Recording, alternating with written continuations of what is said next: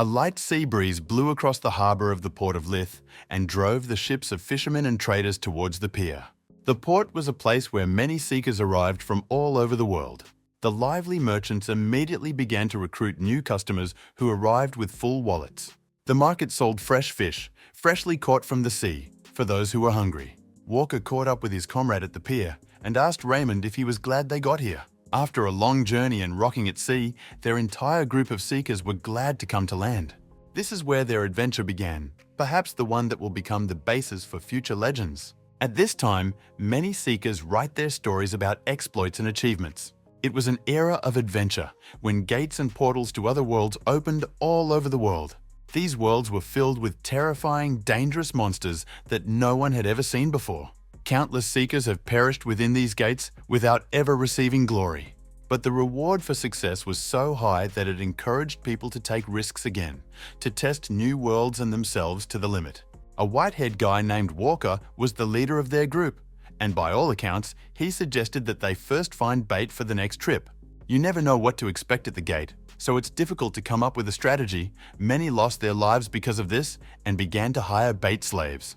They must distract the monsters while the main group flees the battlefield, added the girl from the group. The slave trader was very kind to new clients. They are always willing to spend more than experienced seekers and led them through the rows of slaves. He cajoled the guests with promises that the slaves would fully cover the cost of purchase and maintenance and recommended a couple. The two slaves were fresh, as the slave trader had recently received them, and Walker, who was negotiating, agreed. The merchant wished them luck, and a small group of 4 seekers and 2 slaves headed towards the gate. Before entering the gate, each team puts a mark on the tree trunk. There was not one on the gate they came to yet. Walker took out a knife and left the first notch on the trunk, hoping that it would be the last. Turning around, he asked them if they were ready, and the team cheerfully answered forward. On the other side, they were met by a wild forest. The portal was one way.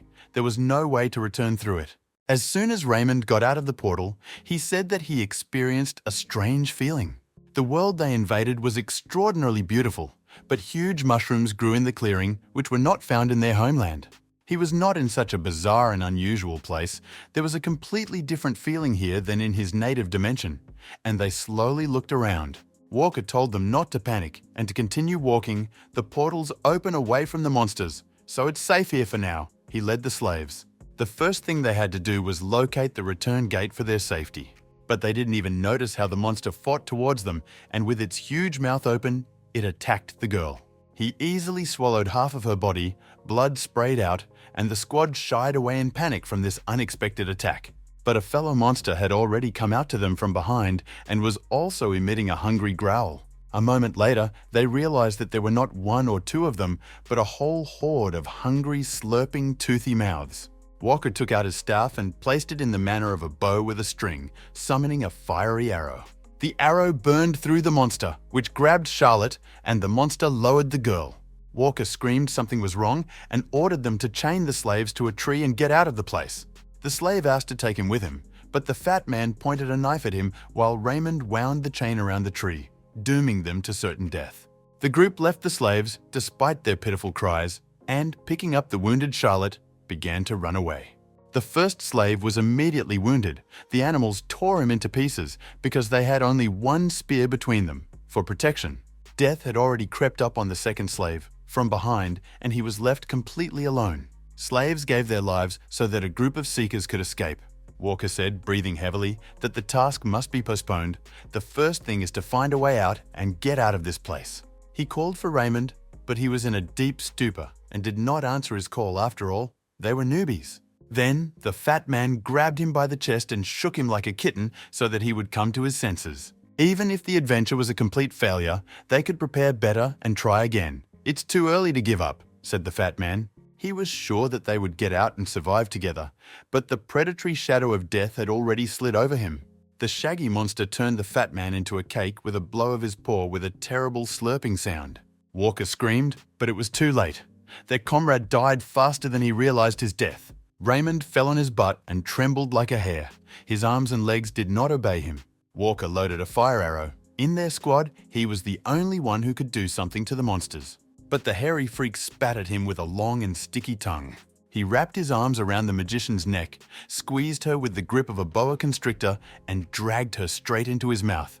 Raymond bit his lip in horror. His heart was ready to burst from a frenzied tap dance. But all the coward could do was turn around and run, leaving everything behind. His legs gave out as if Raymond was paralyzed. He could hardly crawl, and the sharp fangs were already close. The monster grabbed him by the leg and began to tear him into pieces. Raymond screamed. He forgot about the pain when he saw the surviving slave standing on the tree in front of him. What a relief that he is alive, the dying seeker fawned piteously. He asked to help him as soon as possible. He was left alone. All his friends died. Ray asked for forgiveness, justified it by saying that he had always been against it, and begged to save him. But the slave who held the spear remained silent. He remained calm, as if he did not care about what was happening. Raymond angrily yelled at him to stop sitting back and help him, and called him trash. Then the slave grinned and jumped to the ground, completely without fear of the terrible monsters that infested the forest. It was especially ironic to listen to calls for help from someone who himself threw him to death for the sake of his own salvation. The slave replied that no matter how much he wanted to help him, it was too late. Raymond had already mostly fallen into the monster's stomach. He saw his frightened face in a pool of blood, and only then did he realize the inevitability of imminent death. Finally, he shouted, "Can the stupid slave really survive here alone? His turn will come." The slave waited patiently for the monster's jaws to close for the last time, sending the unlucky seeker into the next world. But this was not enough to satisfy the monster's hunger, and it jumped on the slave. But at that very second, the slave moved towards the meeting and pierced the monster with a spear. He was able to survive alone in this place. All because this place was not the one in which he died, he said into the void.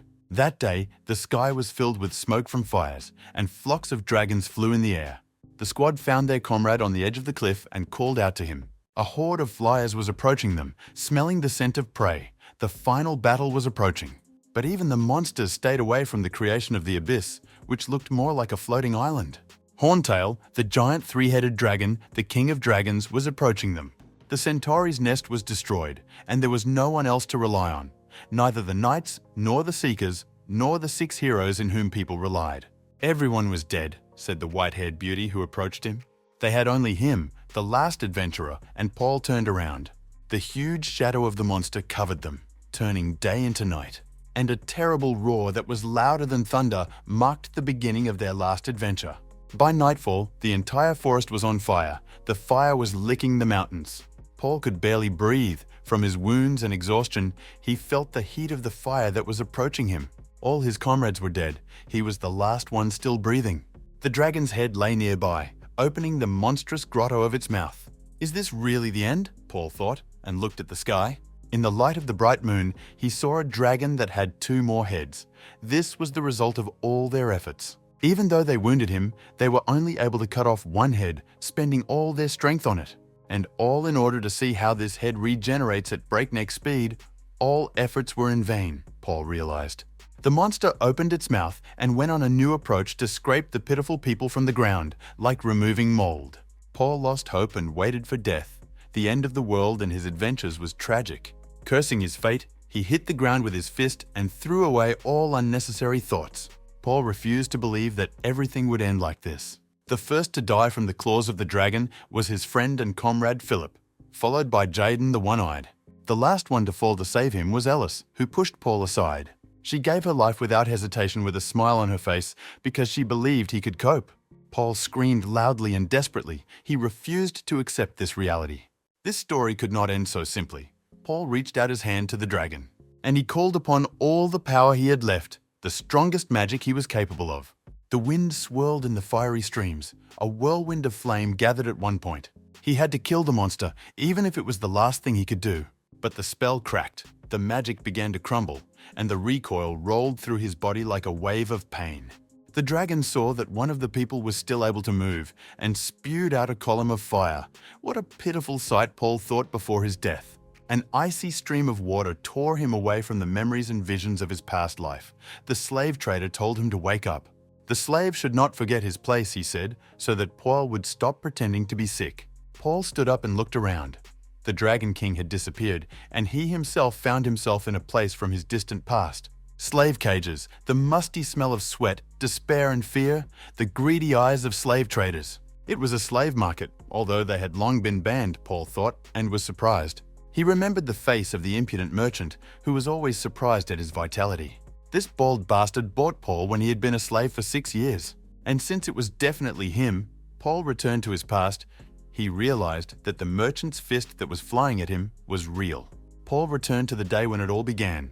One might think it was a dream, but the feelings of pain, hunger, exhaustion were real. Even if it didn't make any sense, he had no other explanation. His customers were already following him. They examined the live goods, which were being sold at a good price, and bought him and the poor fellow nearby. There was nothing to think about. Paul was given a second chance. He picked up the fire arrow staff that the white-haired seeker was using from the ground. The weapon had a good ability and suited him perfectly now. But that was not enough, he thought. The seekers had other things. They planned to get rich here, so they didn't skimp on things. Many hid valuables in their boots, and Paul took them off the dead man. There was a ring that had the ability of telekinesis. Paul heard a rustling in the bushes and turned around. Even more hungry fluffies caught the smell of the feast and crept up to him. They rushed to Paul in a race from all sides because there were many hungry mouths, but only one prey. With skillful movements of his spear, Paul dispersed the most zealous ones that were closest. Then the insidious animals attacked him with long tongues like a chameleon. The monster grabbed the spear with its tongue and wrapped its sticky tongue around it, depriving Paul of his weapon. The spear broke with a crash in his hands, and the monsters were already approaching from behind. Then Paul pulled out his staff and hit the monster with a fiery arrow. He moved to the side so that others would not grab him. At the same time, he decided to try out the ring he had found and waved his hand. The fiery arrow that he shot turned around and pierced all the monsters that stood nearby with a drill of flame. Conventional magic was only applicable in narrow spaces, but with the help of telekinesis, he controlled the arrow flexibly, realizing the full power of the flame. The monsters hesitantly froze, looking at their dead comrades. The fire and the smell of burnt meat filled them with fear. Paul still would not have been able to hold the monster for long, but it didn't matter. He again pointed the staff in their direction. But he was forced to urgently dodge because the staff did not release a fiery arrow. It wasn't broken, which means it most likely had a delay between spells. There was no choice, and Paul began to fight back with it like a heavy stick. His movements were fast and skillful, so he was able to throw back monsters the size of bears. Having beaten one monster, he kicked it away from him. And then I felt that the magic was moving in the staff again. The recharging was completed. When the annoying critters rushed at him again, forgetting about the instinct of self-preservation that overpowered hunger, Paul was ready. He shot straight in front of him without being distracted by those who were closer. And again, he pulled off his trick of controlling a fiery arrow that burned through the monsters. The arrow left huge holes in their bodies as if they were made of butter. The battle ended quickly. The charred carcasses lay around motionless. Charlotte said in a choked voice that he was no ordinary slave. The injured girl was still alive. Paul was surprised that she was breathing. It could be called luck. Charlotte asked him who he was to use such amazing magic. She recognized the staff in his hands and asked where he got it from, even though it was pretty obvious. A blue mark burned on Paul's wrist. He received his first circle of mana. The girl was indignant at how an ordinary decoy slave could awaken such powers. And then another terrible thought came to her, that the anomaly with the monsters happened because of this slave. Life was mocking them. Paul looked at the survivor without any pity. These people did not want to put themselves at risk. They readily sacrificed others as if they were a thing. As a result, the seekers paid for their own mistakes so that it could be called justice. Paul approached her and asked if she had finished speaking. He told her that it didn't matter if they lived or not. He would have killed them all anyway. After all, they use people as bait to save their own skins, Paul said, and there was anger in his voice. And such people deserve only contempt. Paul summoned a fiery arrow and ended her torment. When he returned, rumors spread quickly. Such stories did not happen often, so everyone stared at him in surprise. The decoy slave returned from the rift alone. Without his team, the die had been cast, Paul thought. He had to hurry.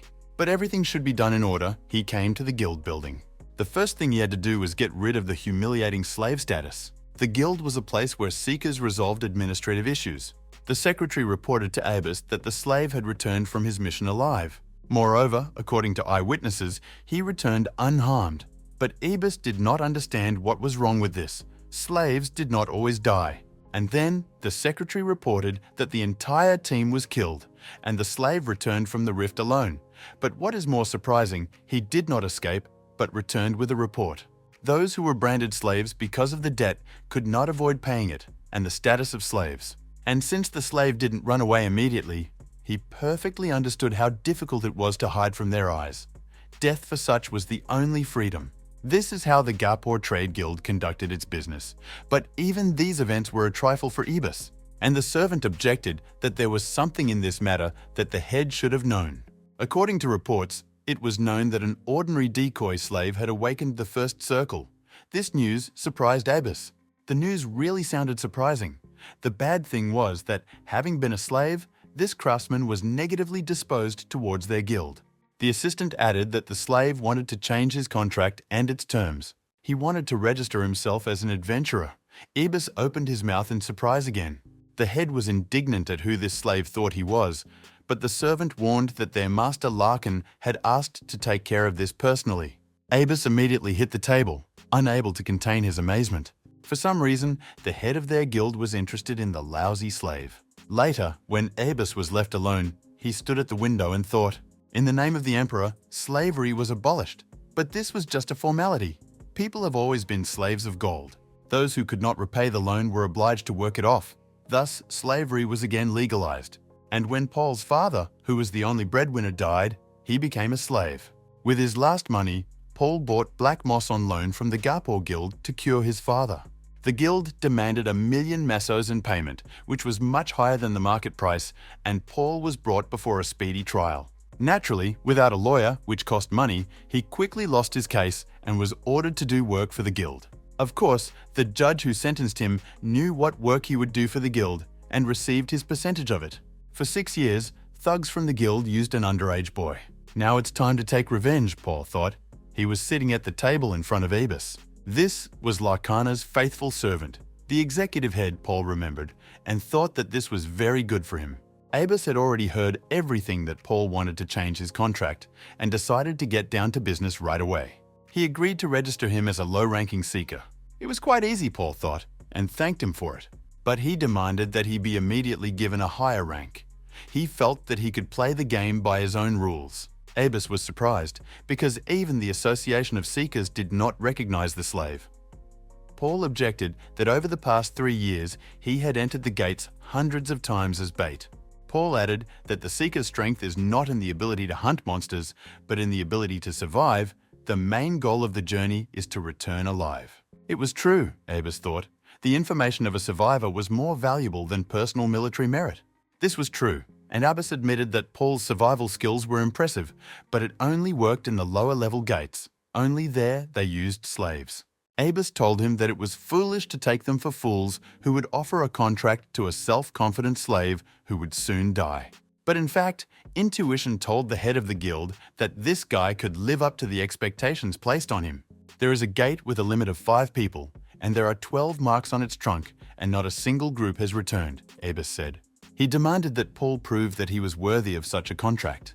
And if he copes, then his wish will be fulfilled, Ibis said, and grinned devilishly. The group was assembled. Paul came last, and they greeted him quite cordially. The guy with green eyes was named Cheb. He was the shield of the squad. Ibis told them about Paula and his past as a slave. Cheb assured him that he and his team didn't care, and they smiled reassuringly. Paul answered them indifferently, "Glad to meet you," and they asked him about his abilities because they heard that he was a fire magician. Not all magic was available to magicians. They controlled the element to which they were predisposed from birth. Therefore, for magicians, objects that did not combine with their native element were useless. Chev returned to the main topic. He said that their goal is not to hunt monsters in this task, but to return the goods that other groups left behind. This will be the end of their work. The guild will pay generously for each item returned. Whitehead was indignant that the price of the guild was still robbery. The Seekers who fell at the gates were all of the first circle of power and had expensive equipment. But tired of arguing, they went through the gate. The place looked creepy. The purple haze interfered with the view, and the team decided to set up camp at the starting point. The group spotted a thick and tall tree and decided to occupy its top. Blonde told Paul that he could rest for now, because they were masters of their craft and would build a camp themselves. Quite quickly, they installed and secured the flooring from the boards at a height inaccessible to the monsters and decided to inspect the area. The trio Tom, Max, and the girl Roa will go in the same group, Cheb decided. And he and Paul in another, in case of anything it was necessary to send a distress signal, he warned, and immediately retreat to the camp. They didn't encounter any monsters along the way, and Cheb decided that they had set up camp too close to the exit. Tomorrow, they would go deeper into the forest. He chatted non-stop the whole way and asked Paul how he was enjoying his first assignment as a seeker. Paul briefly replied that he was nervous, and Cheb said that he understood. He was also worried, although he had already been to the gate many times and gained experience, and admitted that he was far from the bravest person. But he continues to move forward because he was surrounded by people who were important to him. He was glad to see his comrades and was touched by hearing the story of Bullet. It was hard to imagine how much suffering he endured as a decoy slave. He invited Paul to join their squad if he wanted. When Paul didn't answer, Cheb turned around to see him looking at the melted stone and told him not to take his offer too seriously. In the evening, they sat around the fire at dinner. The first group also found nothing. The day passed calmly, albeit disappointingly. Cheb interrupted their debate by saying that there was no need to talk about work while eating. He was worried about Paul, who ate in silence and washed down his meal with water from a flask. They distributed the watch so that Paul was last, and Cheb went to wake him up. But the blonde one said that this was a stupid question. They knew that Paul was fast asleep, and the searchers grinned evilly. They gave him an elephant dose of sleeping pills and threw caution to the wind. It was lucky that the former slave survived. The poisoners were interested in his staff. The blonde man was the first to approach Paul, taking out a dagger and swinging it. It was time to get down to business. But when he pierced the blanket and felt that the knife rested on something hard, Paul left a decoy in his place. Then the whole team of scammers was amazed. This had never happened in their practice. Cheb shouted for them to find the villain, but at that moment, a fiery arrow destroyed half of the camp with its explosion. The fire quickly spread and engulfed their entire roost, causing the searchers to panic even more. Cheb told the others to save food and valuables. They still didn't really understand what had happened, when one of them pointed his finger somewhere to the side and called the commander. The eye of a large monster that stood like a wall in the middle of the forest was already staring at them. Cheb realized that the former slave they wanted to kill was using them as bait to lure out the main monster. They had to quickly escape from the burning roost, where they were like food on the table for the monster. The bug-eyed monster devoured the tree like a branch of parsley. Paul thought that Cheb was a terrible actor. They shouldn't have shown so much kindness if they wanted to deceive him. The gate killed 12 teams, and Cheb took a former slave with him, not someone with experience, so it was all pretty obvious. The slime monster was the boss of this zone, as Paul correctly guessed. Cheb ran as fast as he could. The monster that fell on them was the worst type possible. If he remembered correctly, this monster was called a slime mold. His body was filled with acid, so he was the worst enemy for those who fought in close combat like them. But that was not all. The monsters knew how to spit acid drops. They barely dodged his volley. The monster was quite fast, despite its size, so it was impossible to escape from it. The acid arrow turned the ground wherever it hit into molten slurry, from which came the stench and heat of rapid chemical reactions. The seeker was so dishonestly indignant with a trembling voice. Cheb shouted to them not to panic, and the monster attacked again, quickly crawling towards them. They decided to first pull away to the radius of the acid shot. Then, take a combat formation and destroy the core that is located in the head area, he voiced the plan. He added that the reload lasts about a minute, and the blonde grinned. Max rushed forward, not wanting to wait, although they shouted at him to stop, but he already believed in himself. Max approached the monster in a few leaps and slid straight to the head. Cheb shouted after him in vain that he needed to wait and attack together. On the battlefield, any mistake is death, and Max realized this too late. A drop of acidic mucus cut him in half. The monster turned its gaze to the next target. It fired a volley faster than 1 minute had passed, and again he fired several shots at the searchers. Obviously, the information Cheb possessed was false. The seekers became a nutrient broth for the slime mold. The bones took the longest to dissolve. The revived mushroom devoured everything: flesh, clothing, armor, and weapons. The group was finished. Paul saw that he was watching the battle from the side. Cheb had a correct guess. The base reload time was exactly that. But the mushroom ate so many seekers and objects that it became stronger. uncontrolled growth, and the ability to spit acid without recharging, it was clear why past teams died. In this state, the monster can survive in the middle-level gate, so the Seekers of the first circle will not be able to cope with it. It is impossible to return objects from such a gate. The task was a failure from the very beginning, but then Paul lost his contract. He had to prove his suitability for middle rank. A slug that was crawling through the forest in search of food was hit by a fiery arrow, and its fragile work was simply turned inside out. Acid spilled everywhere, but the monster quickly restored its integrity. Paul aimed straight at the core, but the mushroom had amazing resistance to magic. It would take at least 4 more shots to penetrate its thickness. Or maybe even 5. Not that that would be a problem, he thought, as he took hold of the sword to which he tied the rope. Paul decided to get proof of his strength and grinned. The monster didn't know exactly where it was and fired acid shot in the direction from which the arrow came. Paul barely had time to jump from the tree to avoid a direct hit. The monster fired again, sparing no acid, and drops flew past, burning holes in the treetops. Peter aimed his knife like a harpoon using telekinesis at a distant tree. He had to put 5 shots exactly on target. Ordinary magicians could only dream of such accuracy, but he was not an ordinary magician, but the greatest master of telekinesis. With the help of a rope and a harpoon, he changed direction and could freely shoot while moving without fear of being hit by a return shot. The flame burned its way through the homogeneous biomass of the slug. The first one went, and there were 4 more left. Paul immediately changed the direction of movement, throwing the harpoon. He was covered by thick trees that were not so easy to dissolve. Another shot crushed the slug's mass and caused it to slow down. But even despite the damage, he continued to pour drops of acid on Paul. The combination of shoot and move made him invulnerable to the monster's targeted attacks. He simply couldn't hit.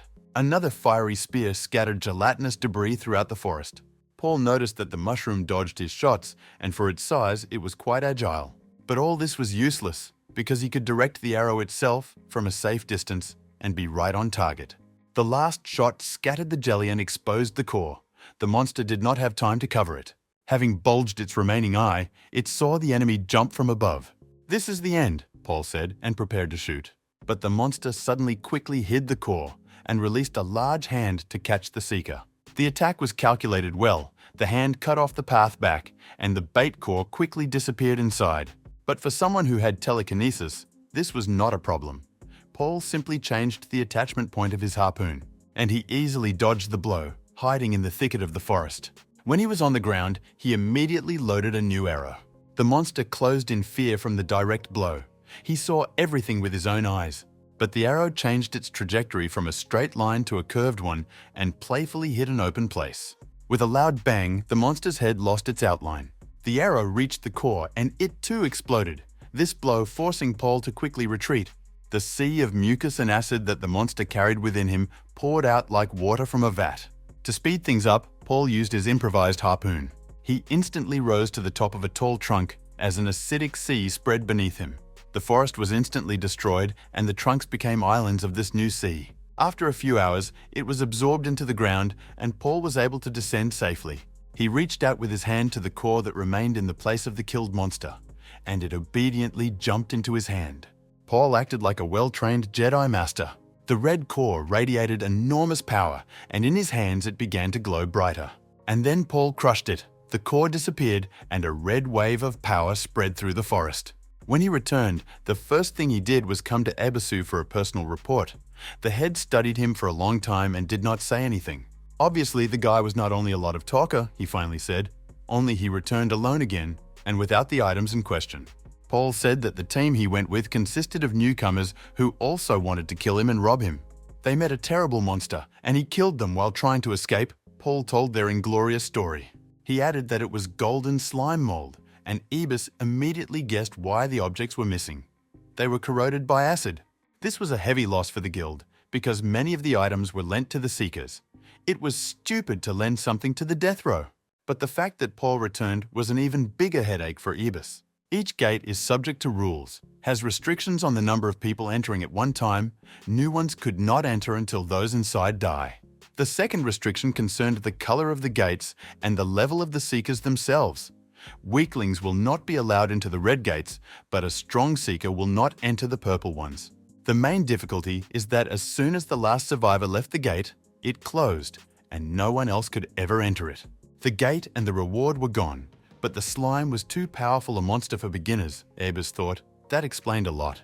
But whatever the reason, the guy couldn't cope, the head said, but Paul asked not to rush to conclusions. He showed his wrist where the second circle of power shone and stated that he had absorbed the slime mold. Abus was shocked. 2 circles of mana from someone who was recently a slave and who absorbed the monster's core and did not die. Paul believed that this proved his abilities.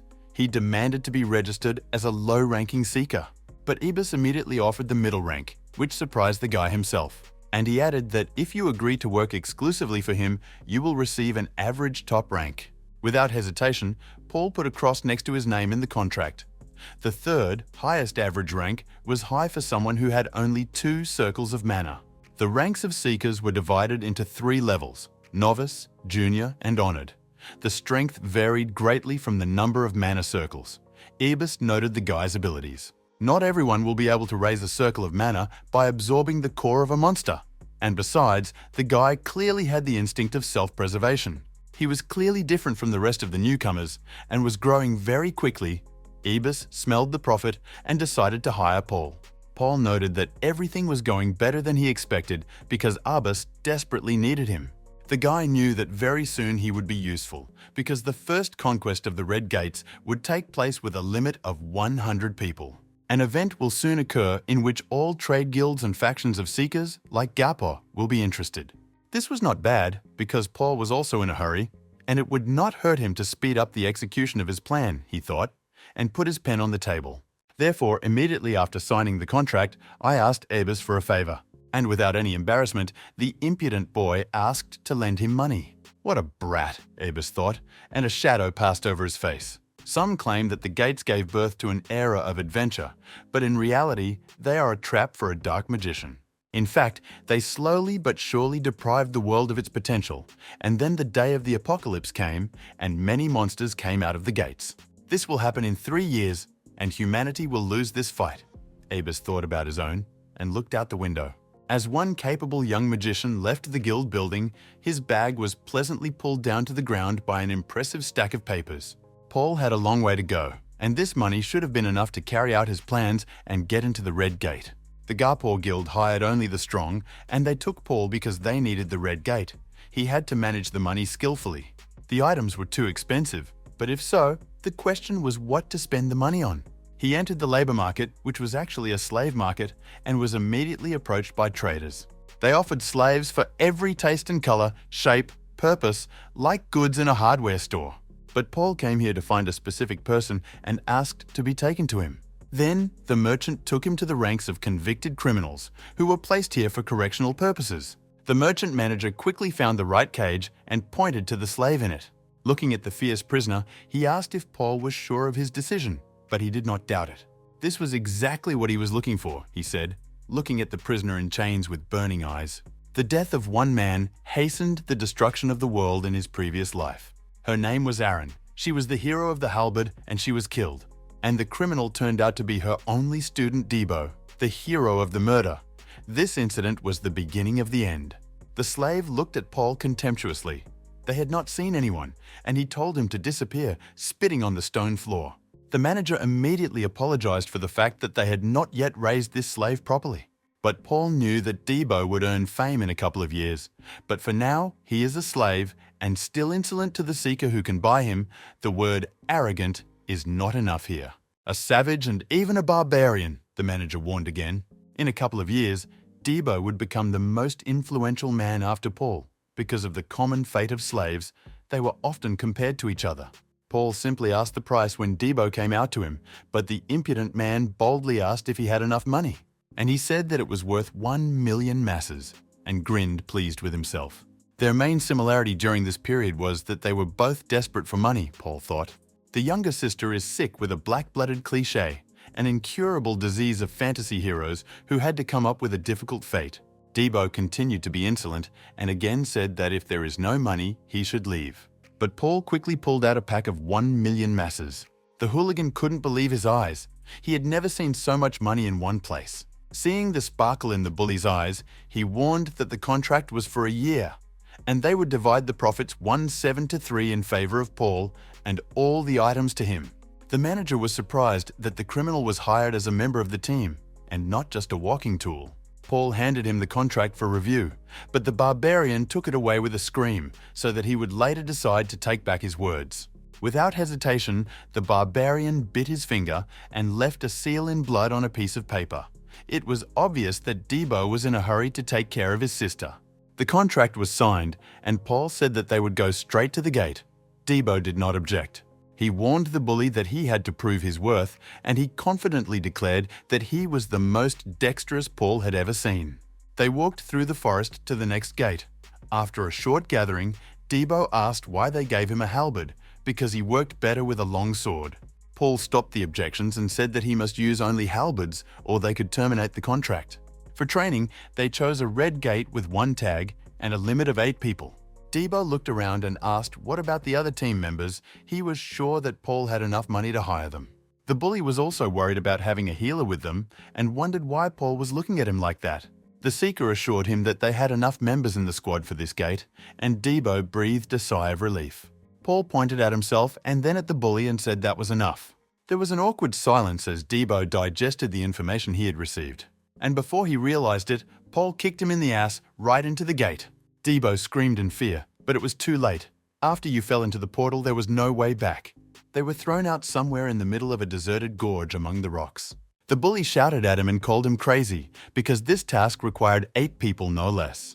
The slave thought this was not at all serious. First, he was forced to take a weapon that he was not used to. Now this, he scolded Paul. But his angry speech was interrupted by a column of dust that rushed straight towards them. The stumps of the felled forest rushed across the desert. They ran to take revenge on people for logging, and they really did not like axes. Debo realized that the monsters were attracted by his cry. They were known for their resistance to bladed weapons, and there were a lot of them here. Paul stepped forward and told the bully to step aside. The fire arrow burned through the first stump faster than Debo could say anything. Next, Paul dealt with all the small fry. The dry wood lended itself well to fire. It was like a game. All the pieces of wood were so easily destroyed. Paul was upset that his partner started screaming as soon as he left the portal, and he asked him not to make such mistakes in the future because it called into question his usefulness. And Debo stared at him, stunned. The woman who knelt reported that the trade guild took their bait and was coming up with a plan, and their people were already there. She asked the approval of her master, who, like all real graduates of the School of Villains, drank wine while looking out the window. Turning around, he agreed and said nothing more. And then he proclaimed a toast to his master and promised to free this world. Debo collected the mana stones that fell from the monsters. There were 27 of them. The bag became pleasantly heavier and meant an increase in income, in proportion to his respect for Paul. He indifferently said to move on. Compared to what awaits them in the future, these were trifles. Before this, Debo thought his employer was crazy, but he was amazing. He used fire and telekinesis in an unprecedented way. And the bully has already smelled the smell of profit if he follows this seeker, because he will receive 1/3 of the income, and this will more than cover the cost of treatment. He was in the clouds when Paul stopped in front of another group of monsters, no more than 10, which was the right number. Perplexed, Debo asked what it was about. He was still not used to the antics of his new comrade. Paul looked at him with a face that told him what a dumbass he was. Debo had to go into battle. He threw a pebble to distract the stumps and jumped on top of one of them. Despite the fact that he did not want to do it, everyone accepted Paul's challenge to kill all the monsters alone, with a new weapon. Paul watched his attempts from the side. It took time for Debo to master the halberd, but he was sure that soon the bully would understand that this was the best weapon for him. He doesn't even need to think about how much potential he has, because Debo was the only one whom the heroine of the halberd took as a student. While Debo was brushing aside some stumps, another one crept up to him and spread his paws for a grab. But at some point, the guy adapted to the new weapon and realized that a long pole weapon was better suited for large targets than a sword. The halberd has a greater striking distance. The long arm creates a greater moment of force with a smaller swing. If you follow the swing and do it smoothly without losing your balance, Debo thought as he destroyed the next monster, he would be able to crush the stumps with continuous attacks, one after another, without losing momentum, and so he quickly became a master lumberjack. Paul noted that Debo quickly understood the essence, even before the circle awakened. When the ground shook under their feet, the bully thought it was an earthquake. A huge root pierced the rock opposite, causing a hail of falling debris. Debo barely avoided the blow because this appendage was aimed specifically at him. The shadow of a huge monster covered him. He could not understand how they did not notice the approach of such a large creature. The stump that brought down an entire rock to get to them smiled welcomingly. He struck again and would have definitely killed Debo if Paul had not saved him at the last moment. He threw it to the side and prepared a fiery charge. "Being big is not always good," Paul whispered. Debo grinned. Fire magic should be extremely effective against wood. This was his intuitive guess, but in reality, the monster simply fought off the fire with one of the many branches. The monster's reflexes were better developed than it might seem, Paul realized, and loaded the arrow again. Using telekinesis, he spun it around the monster so that the monster did not know where the blow would come from. Paul found a blind spot on the back where the monster had no eyes, and without a neck, he could not quickly turn his head. But despite this, the monster still deflected his charge as if it could see its back. When even the magic didn't work, Debo took off running, outraged that they hadn't done this sooner. But it wasn't the magic, Paul realized. Otherwise, the monster wouldn't have blocked it. The branches were just in the way. The stump struck the root next to them so that they flew into the air. He almost lashed them with a branch like a whip, but Paul used kinesis and lifted the stone they climbed onto to dodge the blow.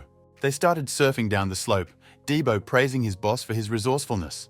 He thanked for the rescue because he already thought that the end had come for them. Paul told him to deal with the stumps while he dealt with the thundering willow. While they were standing, a dozen monsters managed to sneak up on them. Before Debo could object, Paul had already rushed quickly towards the boss of this level. The staff in his hand burned with fire, as if it too was accepting a challenge. He shot an arrow, and at first it seemed like it was useless because the stump easily knocked it off with many branches. But the second arrow hit him right in the eye when the monster removed its branches. The tree stump moved the branches faster than one might think. Even telekinesis could not strike him with a hidden blow. However, since Paul received 2 circles of power, he could use 2 spells at the same time. He hit another behind one arrow and was finally able to break through the branch defense to cause damage. Debo was amazed that such a monster could be defeated by one person. The stump could not repel a double attack. But while the bully was distracted by this, he did not notice how he missed several junior stumps in Paul's direction. He let a couple go because there were too many of them and let out a warning cry. Paul burned out the small pieces without any problems, which were not too dense compared to the main stump. He looked at the guy contemptuously and said that he couldn't even figure out this little thing. Meanwhile, the angry monster again attacked Paul, who was forced to be distracted by a trifle. He did not have a moment of calm. He jumped on the stones that rose into the air from the impact, and he almost fell under the blow of the whip, but was saved by Debo, who threw him back and cut off the root with a halberd. Bully took Paul's words as a challenge and said that he had just saved his life, so they were even now. Paul grinned and said that Debo had earned his wages. Now they were both determined to put an end to the monster.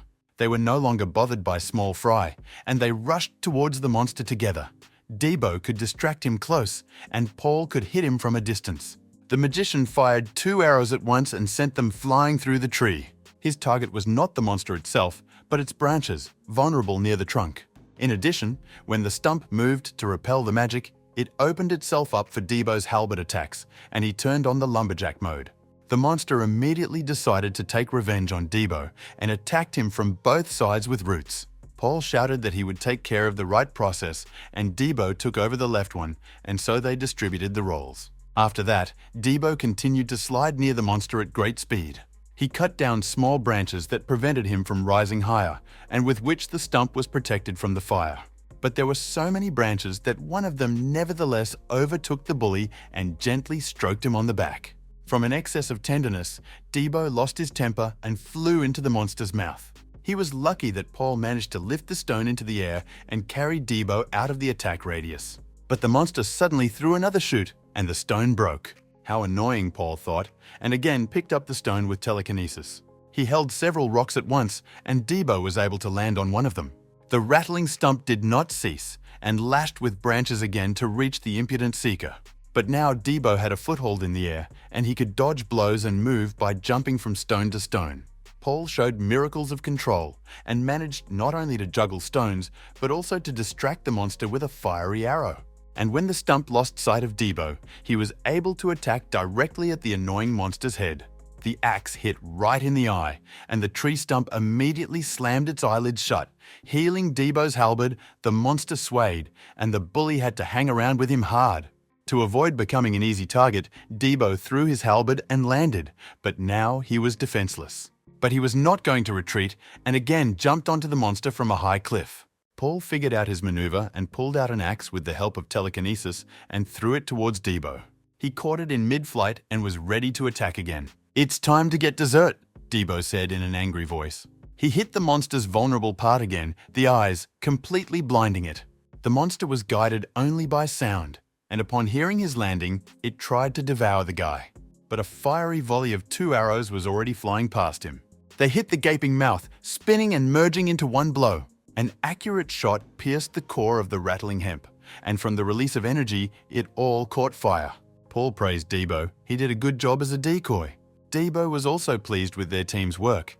He looked at the huge fire and was glad that it was all over.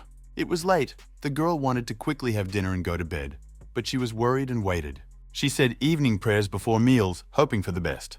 When I heard the sound of footsteps outside the door, I looked out to see who was there. For a second, she froze in surprise, recognizing in the late guest her brother, wounded and dirty from head to toe. The girl was so happy to see him that she could hardly hold back her tears. She hugged him tightly and was glad that he returned home. Another house greeted its inhabitant with the smell of decay and death. Everything was the same as in a previous life. Death had long settled here. The illness finished off his father, and death interrupted his torment. There was no time for a funeral. The fire would take everything. Paul left without looking back. The farewell was quick, and there was no time for grief either. Abbas sat in his office reading various scrolls. The time had come for the gate for 100 people, but he did not know who to choose for this campaign, and the entire responsibility for the campaign lay with Larkana. He couldn't be mistaken. The gate had attracted the attention of all the top 10 guilds. There were epic level items inside, and perhaps even legendary ones. But the task was not easy. 3 sisters walked into the gate that was so strong, even for their second circle of power. Compared to them, the other seekers with the second circle were children. Gapor were the weakest guild from the top of the list. When his doors opened, he indignantly asked who came in without knocking. But he quickly stood up from his seat, recognizing his master, and bowed to him.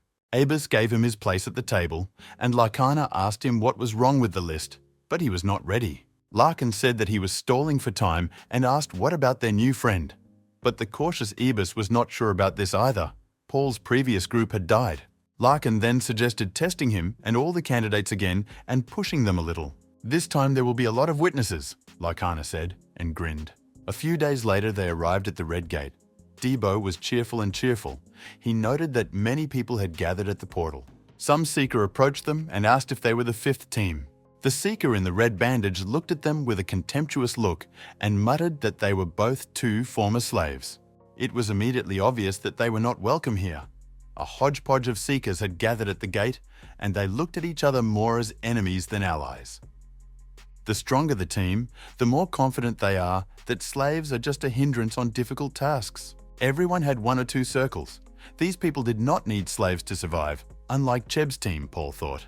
Abus came himself personally. He told them that this campaign, a test, they would pass it and demonstrate their abilities, they would get a chance. "This is a chance to enter the gate for 100 people," Ebus solemnly proclaimed. The brute, who had just met Debo and Paul, was very surprised by this opportunity. Paul carefully watched what Ebus wanted to do in this way. The gate they entered was red and had a limit of 40 people. Red Bandage suggested that it would be enough to just kill the boss of this level with the whole crowd. The teams naturally split up to find the monster and agreed to give a signal if they met it in the forest. Debo and Paul were left alone. No one wanted to deal with them. The searcher in the hat was named Dolan. He was the leader of his group, and he told them not to waste their time. He came across one simple monster who pretended to be a stone. "It was a waste of time," said the self-confident magician. He hit his target with an electrical blast, and a bright arc of light exploded the monster. Dolan told his men to take the stone and move on. He thought he was done there. Imagine his surprise when the nibbler survived this lightning strike. This meant that the monster had good resistance, and magical attacks did not work on it. The magician retreated. But then they realized that they were surrounded by many small monsters like this. The whole team was pretty exhausted while chopping down the forest crabs because their main damage carrier was completely useless. The monsters were stronger than they believed, and the Seekers wanted a leader to tell them what to do. There were too many of them for their group, so the strength would quickly dry up, the magician said. Even though the risk was high, the self-confident fool offered to break the alliance and kill the boss alone. This is exactly what most teams think, Paul Debo explained. He had no doubt that this would happen because he himself was breathing heavily after clearing out the small monsters and asked if Paul wanted to help. There were only 3 of them, Paul answered, and Debo was worried that they didn't have time to sit here while the others acted. Debo was sure that he needed to start hunting for the boss, but Paul said the opposite. First, you need to kill the little thing. While others will look for the boss and avoid the little things, they will take care of the mobs, Paul said. Destroying the boss is not the only indicator of success. Besides, attacking the boss with unpredictable allies was risky. And besides, there was danger from this gate, Paul said. Dolan's group went deeper into the forest when a girl from his team called out to him. They were the first to find an escape gate, even if it wasn't their goal. It was good to have an escape route, and he ordered a mark to be left on the tree. But then, one of his men laughed loudly, and Dolan told him to be quiet, afraid that this would attract the attention of the monsters. But the comrade did not listen and giggled disgustingly and loudly. Then the magician grabbed him by the shoulder to calm him down. But this did not help. The man was shedding sweat and tears, and the crazy grin did not leave his face. It became clear that he could not control himself. The others also began to cough, and the clearing where they were was covered by a strange haze that made their throats sore. The magician realized it was poison and rushed to the exit to get out. He could find new comrades. But then a toadstool appeared behind him and smiled welcomingly. Smoke came out of her hat, which was poisonous spores of a mushroom. It instantly paralyzed the magician and made him mad. Later, Debo followed Paul. They came to a gorge along the bottom of which a river flowed but never entered into battle. When they saw the red flare, someone signaled that they had met the boss. Debo was surprised that everyone was given the command to gather when the main monster was found and did not try to take it personally. Paul immediately saw that one team had not returned. The rest were staring at them. Everyone was assembled, and the Seeker in a red bandage began an explanation. One Seeker noted that Dolan's team was still not there, and the bandage objected to her that there was no point in waiting for him either. Because their group was discovered by the boss, said the Seeker. And he added that the boss had just dealt with Dolan and his team, and the monster was a toadstool clown. The girl was horrified. Her team did not have enough strength for such a battle. Whispers began to flow through the ranks of the Seekers. They already considered the whole thing lost. Debo asked Paul if the boss was really that dangerous. Paul thought, with their current level, the toadstool monster is very dangerous for them. Because of the poison in the spores that it releases, it is pointless to meddle in close combat. Ranged combat remained, but the mushroom was mobile and durable. To make matters worse, the bandage said, the monster is standing at the exit, and you can only get to it if you walk around the monster. Debo hit himself in the chest and said that this was not a problem because one arrow was his leader. But Paul immediately told him to slam the bread slicer. This angered the guy, but he still listened to him, and Paul told the others that they needed a good plan or everyone would die. A fiery arrow cannot even scratch a toadstool, he stunned Debo. Even ordinary monsters have tough skins here, so there's no need to think about the boss, the magician said. Patch sighed and called Paul's words nonsense. But what else could you expect from the slaves? His comrade asked what decision they would make. And then Paul raised his hand and attracted everyone's attention. He said that he wanted 50,000 from each. There are 30 of them here, a total of 1.5 million. And then they will act as bait to distract the Grebe from leaving. There was silence, and it dawned on Debo that his boss was not joking and had completely gone crazy. Bandage angrily told him not to interfere. Even if the slaves' thinking had not yet faded, the bait would not work here. The useless bait could quickly die and chase the Seekers, and then everything would be, of course, the slaves would only interfere with the high-level gates. And who is he to push such ideas because the guy next to him hasn't even awakened his powers? Asked the Seeker in the headband. Debo got angry again, this time because he was underestimated. The scoundrel in the bandage kept getting angry. Then Paul calmly asked what he was proposing. But since they were gathered here, it means there was no plan, he quickly realized. And he added that in their team, there is one person with 2 circles and one with the first. Debo himself was surprised and looked at his wrist, where the blue circle was burning. He himself did not notice how he awakened it while he was fighting the monsters. Moreover, in the team of the Seeker with the headband, there were only a couple of people with the second circle of power. One of the Seekers shouted to Paul to wait so that he would not change his mind. She accepted his offer and promised to pay if he became bait, even though she has no money on her at the moment. Paul agreed to accept payment after leaving. If they cannot escape, then they will simply sacrifice themselves. But he immediately added that his main condition is the consent of absolutely every Seeker. He gave them time to think. Although the solution was already on the surface, the low-level Seekers had no other ideas. Meanwhile, the monster was finishing its morning meal, gnawing on the remains of less fortunate Seekers. He saw an arrow flying at her, but it was too late. The toadstool did not have time to dodge the unexpected attack and caught the volley in its toothy mouth. The mushroom immediately released a miasma, and Paul told Debo to run as soon as he spotted them. They had masks on their faces. The monster quickly calculated the direction of the blow and rushed towards them with amazing speed. Debo was horrified by this reaction and asked Paul why the monster was so fast. When the mushroom left its post at the gate, the Seekers rushed towards it until the bait was killed. One of them pressed a button and the gate activated. A blue escape portal appeared and everyone rushed towards it. Unexpectedly, Debo's path was blocked by small fry that jumped out at him from the bushes.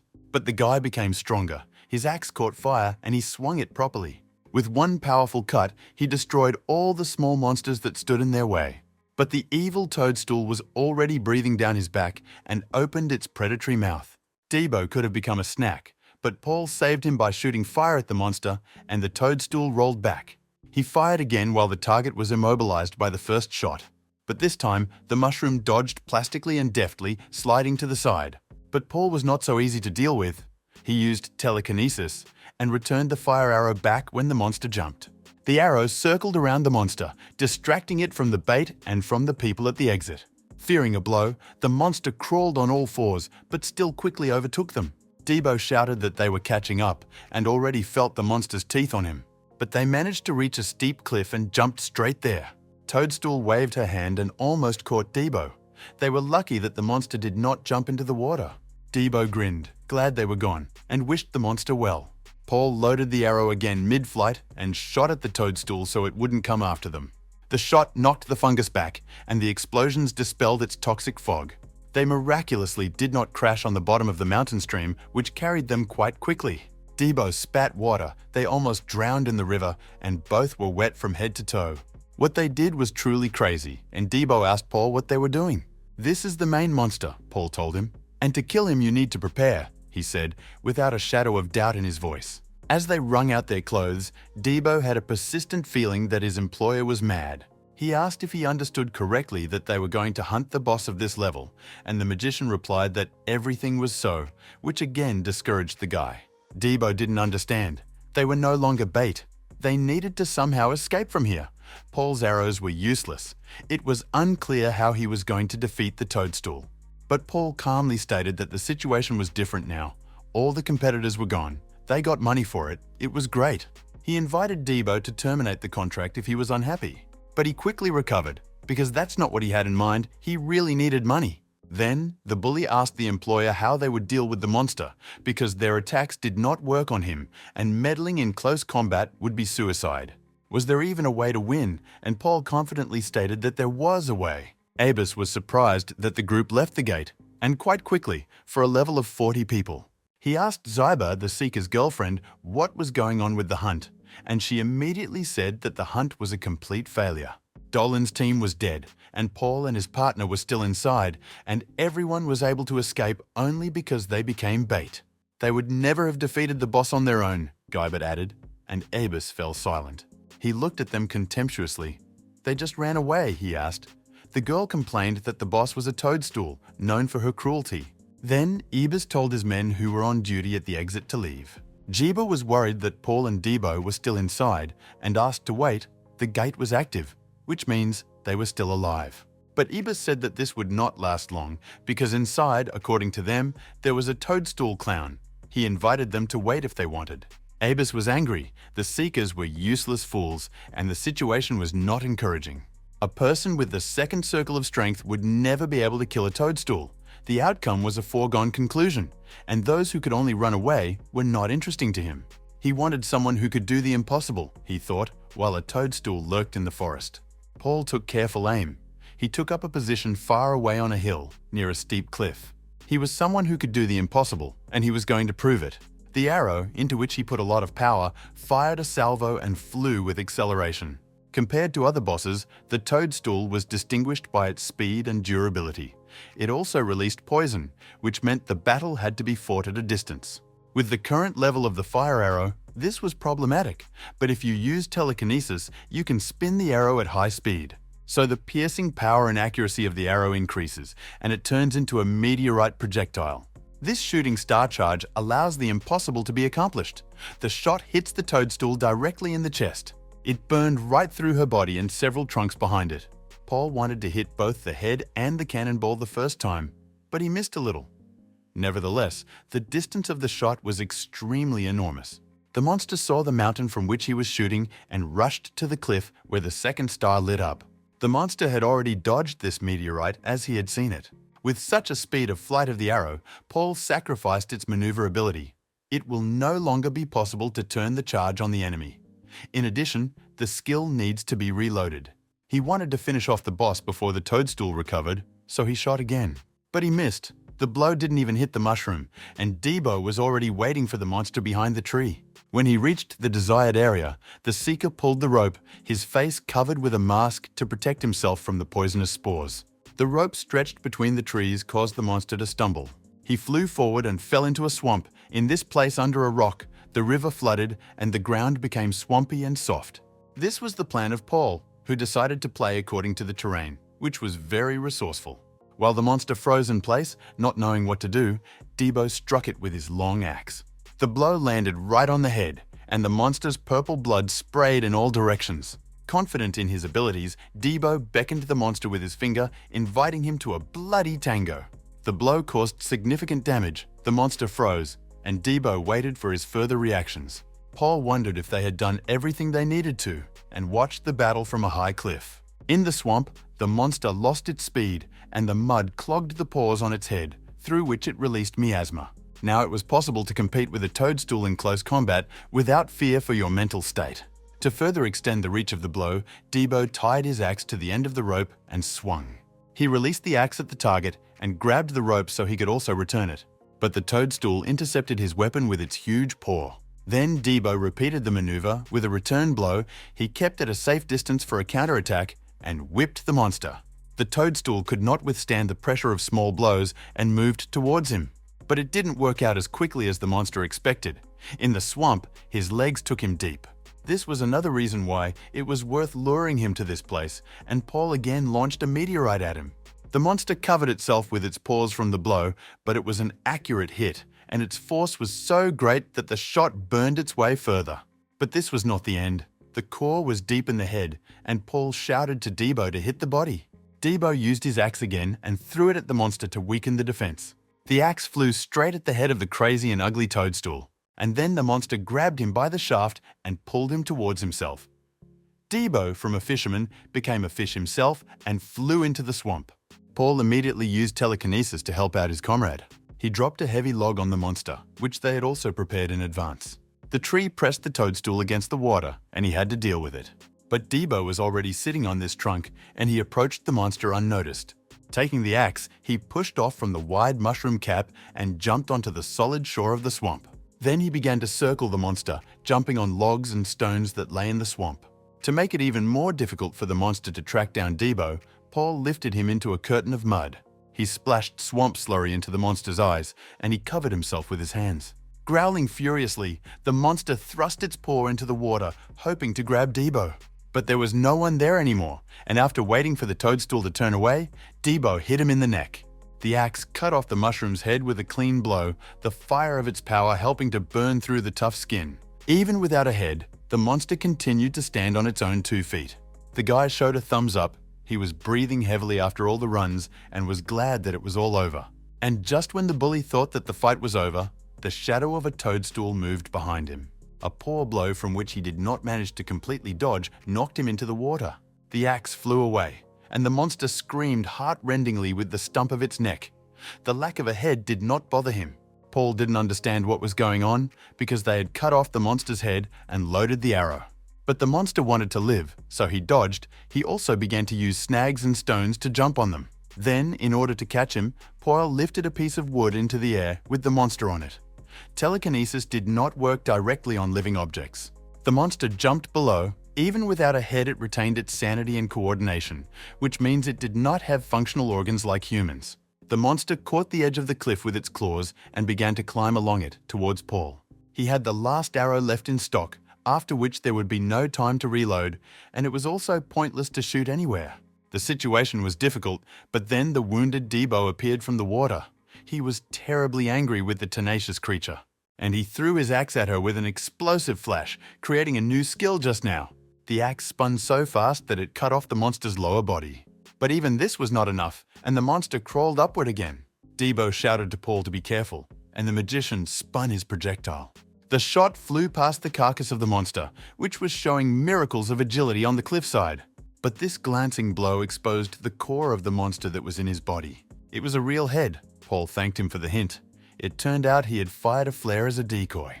Debo was also surprised that the shot turned out to be a bluff. A shooting star struck the toadstool's body and threw it off the cliff. The shot pierced the monster's body and tore its insides to shreds. His body exploded, releasing a huge cloud of poisonous mist. Until the very end, he was an annoying needle under the nail. Debo was indignant. To prevent his partner from being covered by a wave of miasma, Paul took him away with the help of telekinesis and rope. He dragged him to his mountain, where the poisonous fog was not a threat to them. Debo thought that he would die, and sighed with relief. "Now that's all for sure," the bully asked uncertainly, and Paul assured him that this was the end. He said that he needed to pick up the core as soon as the smoke cleared, but at that moment, a shadow flashed.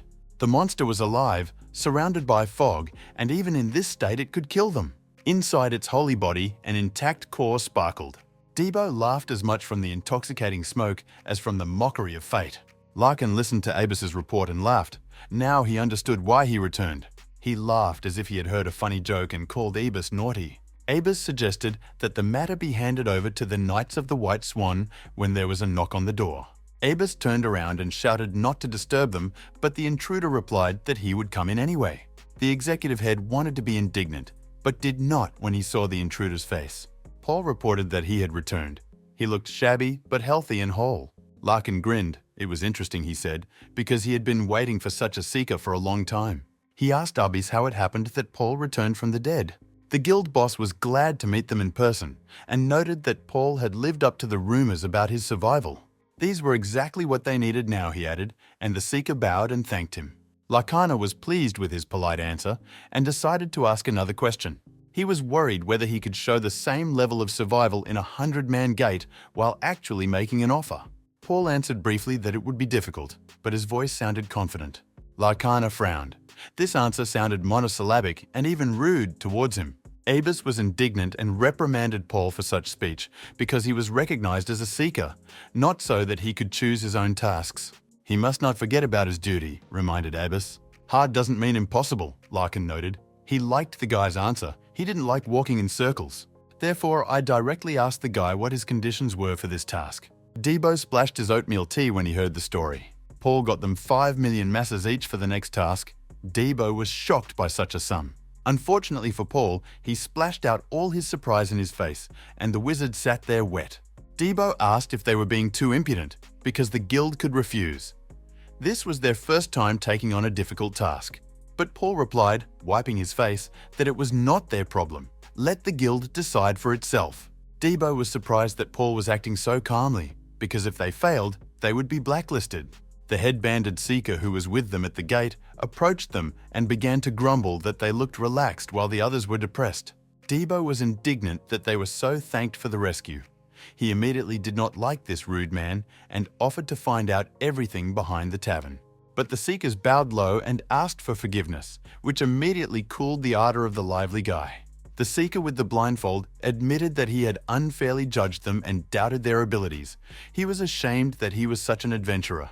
They paid Debo the promised amount and added a small tip of their own as a sign of gratitude. But proud Paul said that they didn't need it. They agreed to work for the agreed amount.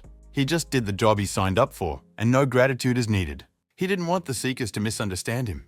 Debo was indignant that he was overjoyed in vain and grumbled that now he would have to count the coins in his wallet. The pirate's name was Ibiru, Paul remembered, and the Seeker asked what about him. Can he do the work for which he will be paid? Paul surprised the bandaged Seeker with his question. Abus did not agree with Lakana's decision. Such sums were paid to Seekers with 3 or more rings of power. He thought this was a bad precedent, but the boss said that the guy could safely demand twice as much. He handed Abisu a piece of paper and told him to read it. This time, their guild sent only 2 people into the rift, Larkin said, and Abus wondered what 2 could do. But when he read to the end, he was shocked. Lakana said that he bought this information for more money, and if not for this, they could have had big problems. Dark Lord Jin read Ebus's name and shuddered with all his heart. Larkin poked him with a pen and reminded him that the war had already begun. The gate for 100 people was huge. At its foot, the Seekers set up an entire camp. Here they warmed food by the fire and chatted, preparing for the hike. Someone heard Debo and Paul's voices and turned around. The bully didn't expect their price to be accepted. Paul told him not to have his head in the clouds, but to get ready for battle. And Debo replied that he was now an experienced Seeker. Those who arrived at the camp were immediately examined and saw that they had the sign of the Trade Guild. The mood was on edge. In such detachments, allies were to be feared no less than enemies. A Seeker named Janos approached them and introduced himself. He recognized their guild. Paul also introduced himself and said that he had an average rank, which surprised Janos, who thought that only those with 1 or 2 circles could enter here. He didn't understand how such a young and seemingly inexperienced guy already had an average rank. But then someone called out to them and demanded to clear the road. It was a night girl with long blonde hair and a beautiful figure. Janos left the newcomers in the camp, annoyed that the girl was with them and he was just wasting his time. Then the guild set counter conditions for him, and Paul asked Ebus why he should fulfill them. He muttered in response that the boys should do what they say and not ask questions. The Gapor Guild agreed to work together with the Order of Knights. They follow the teachings of the Empress and are the strongest squad. Those who are called the Symbol of Power are interested in these gates. Since the quotas were already taken by other guilds, Abus decided to join the Knights. With them, they would have a better chance. Although the Knights may have other motives for the campaign, they made Gapor a good offer. Paul said that he understood everything, they just needed to work together. But Abus warned that it would not be easy. He added that he had suspicions that something was wrong with the Knights. The blonde beauty's name was Kira. She was in charge of the newcomers of their order, and she warned them not to think that they were their equal because of the exchange of a few words. Kira didn't want any unnecessary problems and ordered her to silently listen to her orders and carry them out. Debo immediately took everything with hostility. She realized that only the 2 of them could be expected from the Trade Guild, and Paul nodded. Kira sighed, which meant that Gapor had finally given up. Along with them came more prepared and numerous squads of Seekers, such as Crocus, or the Meridian Guild Squad, full of experienced and tough veterans. Elite warriors from the best guilds had gathered here, and the situation changed dramatically when they arrived. 3 red-haired girls, called Sisters, from the Gold Trading Guild especially stood out. Kira called the girls arrogant, although she herself did not go far from them. Another warrior came forward and addressed everyone. His name was Long. Their squad was chosen to guard the raid. They would cover the squad during the retreat.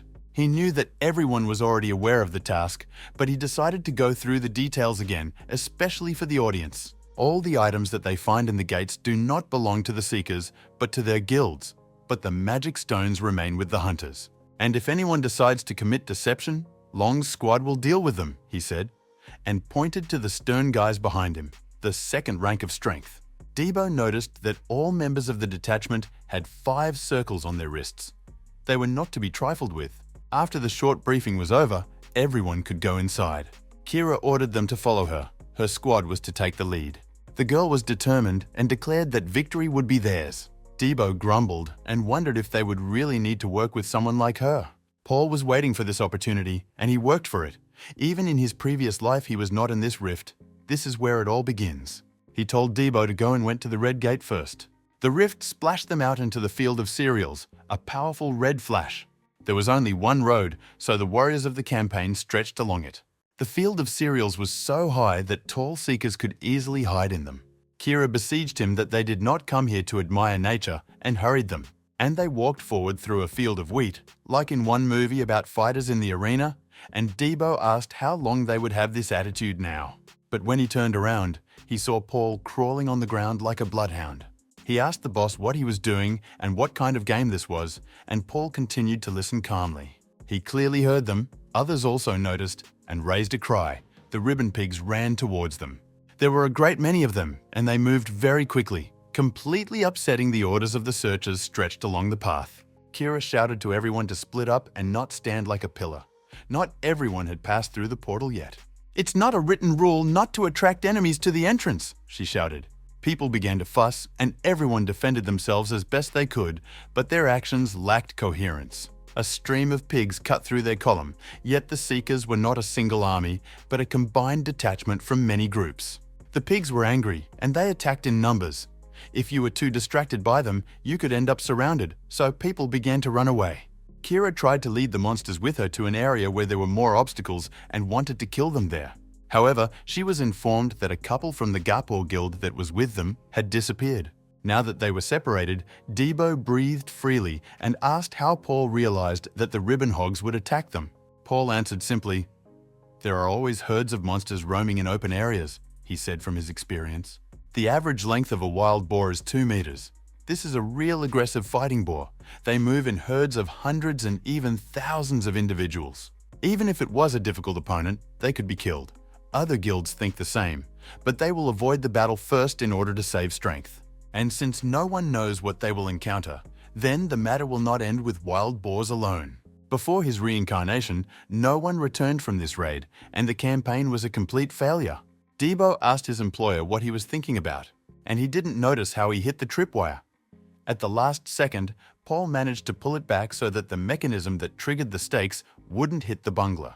Debo was stunned that he almost fell into a real hunting trap. Ordinary monsters don't set those.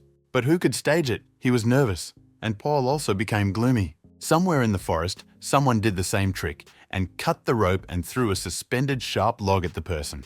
The trap would have killed a less experienced warrior, but the bald one was able to dodge and cut the log. For him, this was a children's level. His comrades reported that they had finished clearing the area. The masked seeker told the bald man not to relax and to watch the rear. Even though these were small traps, they could kill or seriously injure on the spot. The monsters copied the hunting methods of people and clearly had brains. These were traces of the activities of the hobs. It was more difficult to deal with them. In themselves, they are equal in strength to the boss of the Red Gate. Now it was clear what to expect. Everyone would have died if they didn't have a seeker of his level, the masked man said, and ordered to follow him. He heard some noise and told everyone to make sure that they had not forgotten anything. But he fell silent when he saw how the bald head separated from the body and jumped about its business like a soccer ball. And then, something with lightning speed killed everyone who was with them, depriving them of their heads in the same way. He himself didn't even have time to move when the enemy killed him from stealth mode. The last thing he heard when his head fell was how the killer was mocking them. Someone was sitting on a rock by the path and said that although he didn't know who came up with the idea of using pigs to distract people, the trick worked well. He looked tired and had smudged mascara under his eyes. "There is nothing to be done. There is little time," the magician said, and stood up from the stone, holding his staff in his hands. The trio of red-haired sisters silently looked at him and did not move. They could not move, because such was the magic of the cross-eyed sorcerer. The paralysis spell would last for another half hour, he explained. One of the sisters, overcoming the magic, squeezed out the question of why to do this, which surprised the sorcerer. The girl looked dangerous, so the sorcerer decided to get rid of her first and hit her in the stomach with his staff. The sisters watched with horror the death of their relative and did not stop doing something. The sorcerer scratched his chin. The question of the murdered victim was not easy to answer, and he wondered why he was doing this. Then he pointed the fire staff again at the silent sisters, who could only tremble in fear. "All for the sake of the black magician," said the sorcerer, and his staff burst into flames. The fire arrow killed 2 sisters at once in one fell swoop.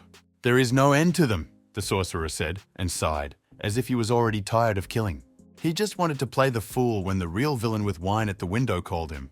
He told William that for a long time they had been hiding in the shadows and building up their strength, and now the time had come to act. The sorcerer William, who knelt, said that he would fulfill everything. His master told him to take the pen that the man gave him and warned him that failure was unacceptable. After this, William could not shirk and had to work hard. There was no other choice but to take the matter seriously, and the sorcerer walked along the path in search of other unfortunates. The Kobov camp was well fortified, surrounded by a palisade, and also had gates and high towers. In fact, it was an entire settlement, with constant guards and workers and scouts scurrying back and forth. A couple of brave seekers approached the camp itself so that they were not noticed. Who are they? A silent question was read on the face of Debo, who saw such organized monsters for the first time. He worried that all the greenskins were bosses, but in reality, they had one leader. All the hobs were strong, of strong constitution. In addition, they found use for the tools of the Seekers and took them for themselves. And some monsters were able to use skills like the Seekers, which completely left Debo in awe. When he got tired of being indignant, Paul said that they would deal with them, although the bully was indignant that he would not attack the two of them. A couple of hobs, a working guard, were moving through the forest.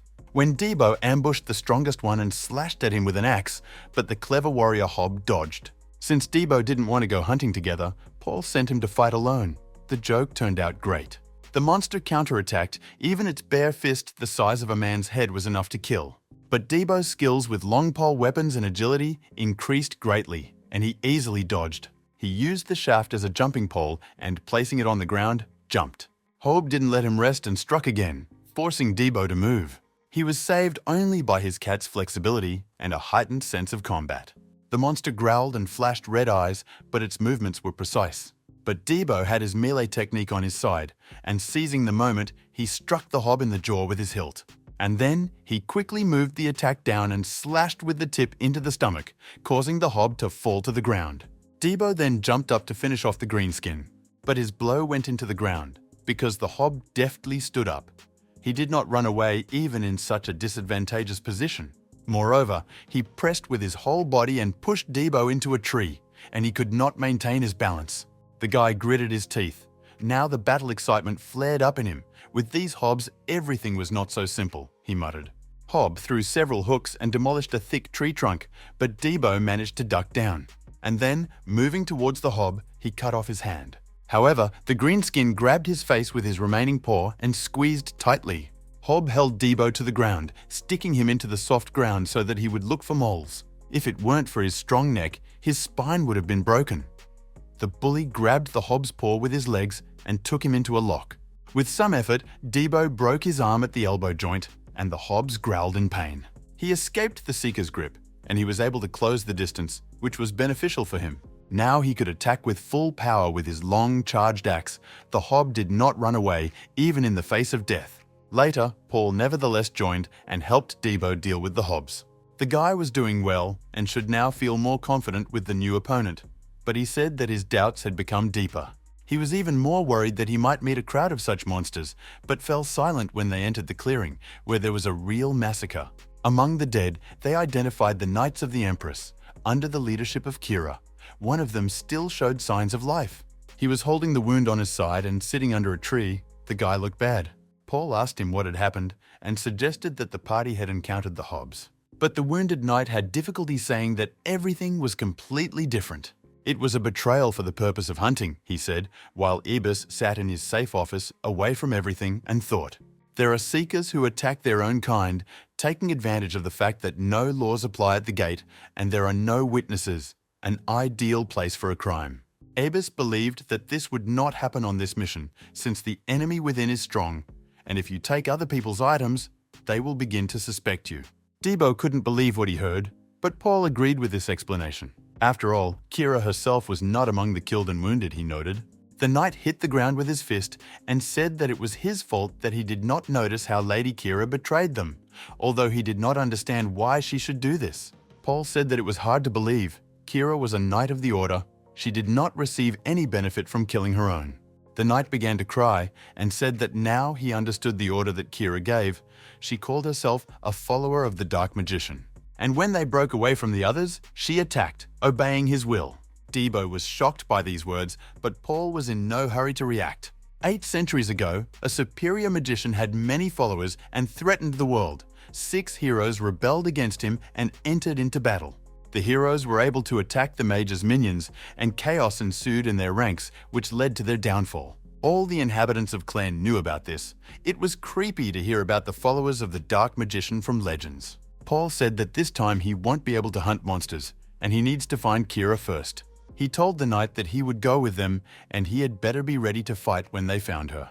The knight confidently stated that this is exactly what he wants, despite his wounds. Knight Kira ran as fast as she could through the forest, completely alone.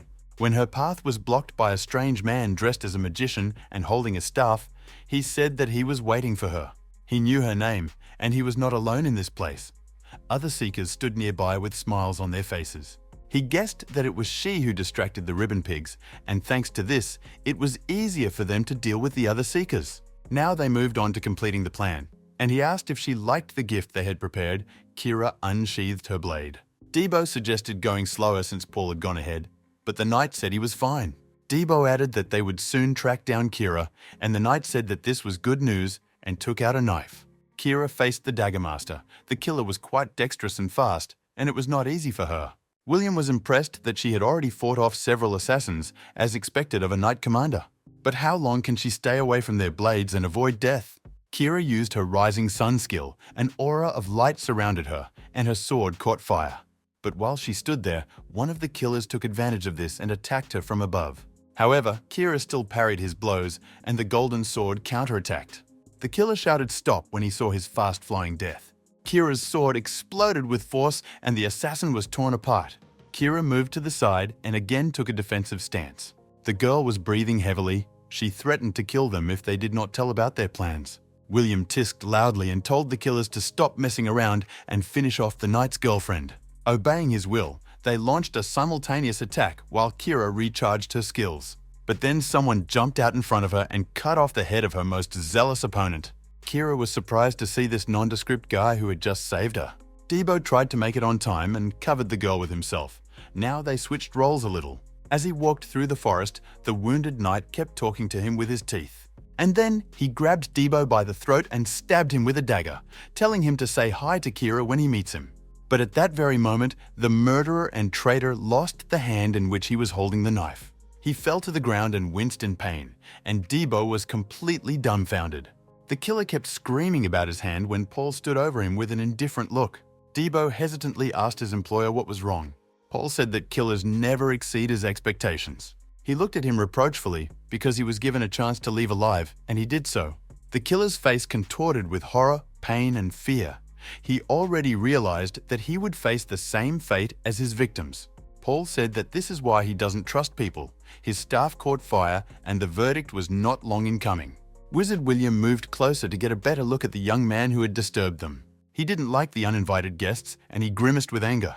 A girl from the Dark Magician's novices told the sorcerer that the guy in front of them was from the Gaypaw Guild, and William said that he understood. Cowardly Pete could not even kill himself, and this after he was given a second chance. Although he missed Lady Kira, compassion was in vain. "That's bad luck," the sorcerer said, and looked at the knight's girl. They both looked strong, which means the elite should be allowed in. Kira shouted a warning to Debo to be careful, but the guy understood everything. "They're not normal," he replied, although that's not what Kira meant. William ordered them to be finished and sent his dogs to attack. Debo asked Kira if she could handle at least one. He decided to take on the rest, but the girl said not to underestimate her. At that moment, the assassin slid past with a savage blow, and Debo had to dodge.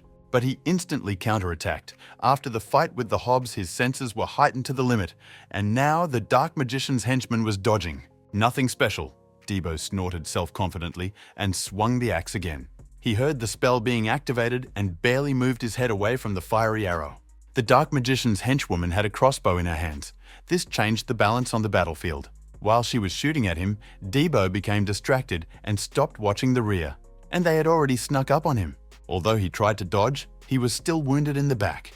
The killer was annoyed that the wound was light and did not touch the bones. Satisfied with himself, he shouted to Debo not to be afraid. Death would come soon anyway.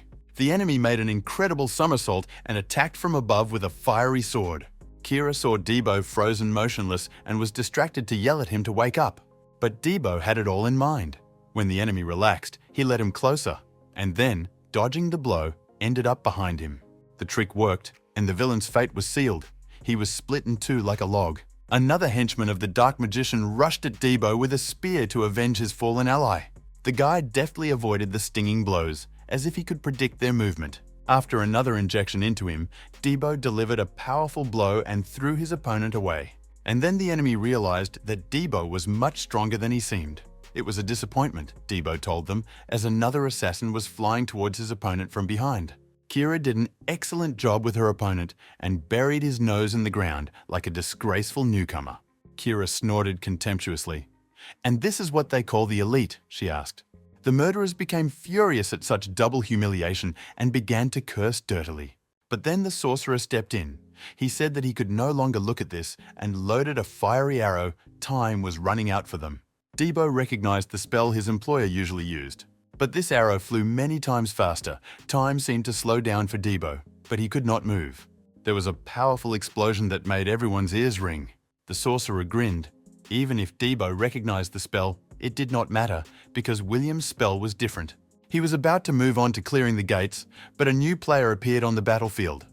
When the smoke cleared, it turned out that no one was hurt from the explosion. Paul used telekinesis on something far away in the grass and told the sorcerer that his guests were running there.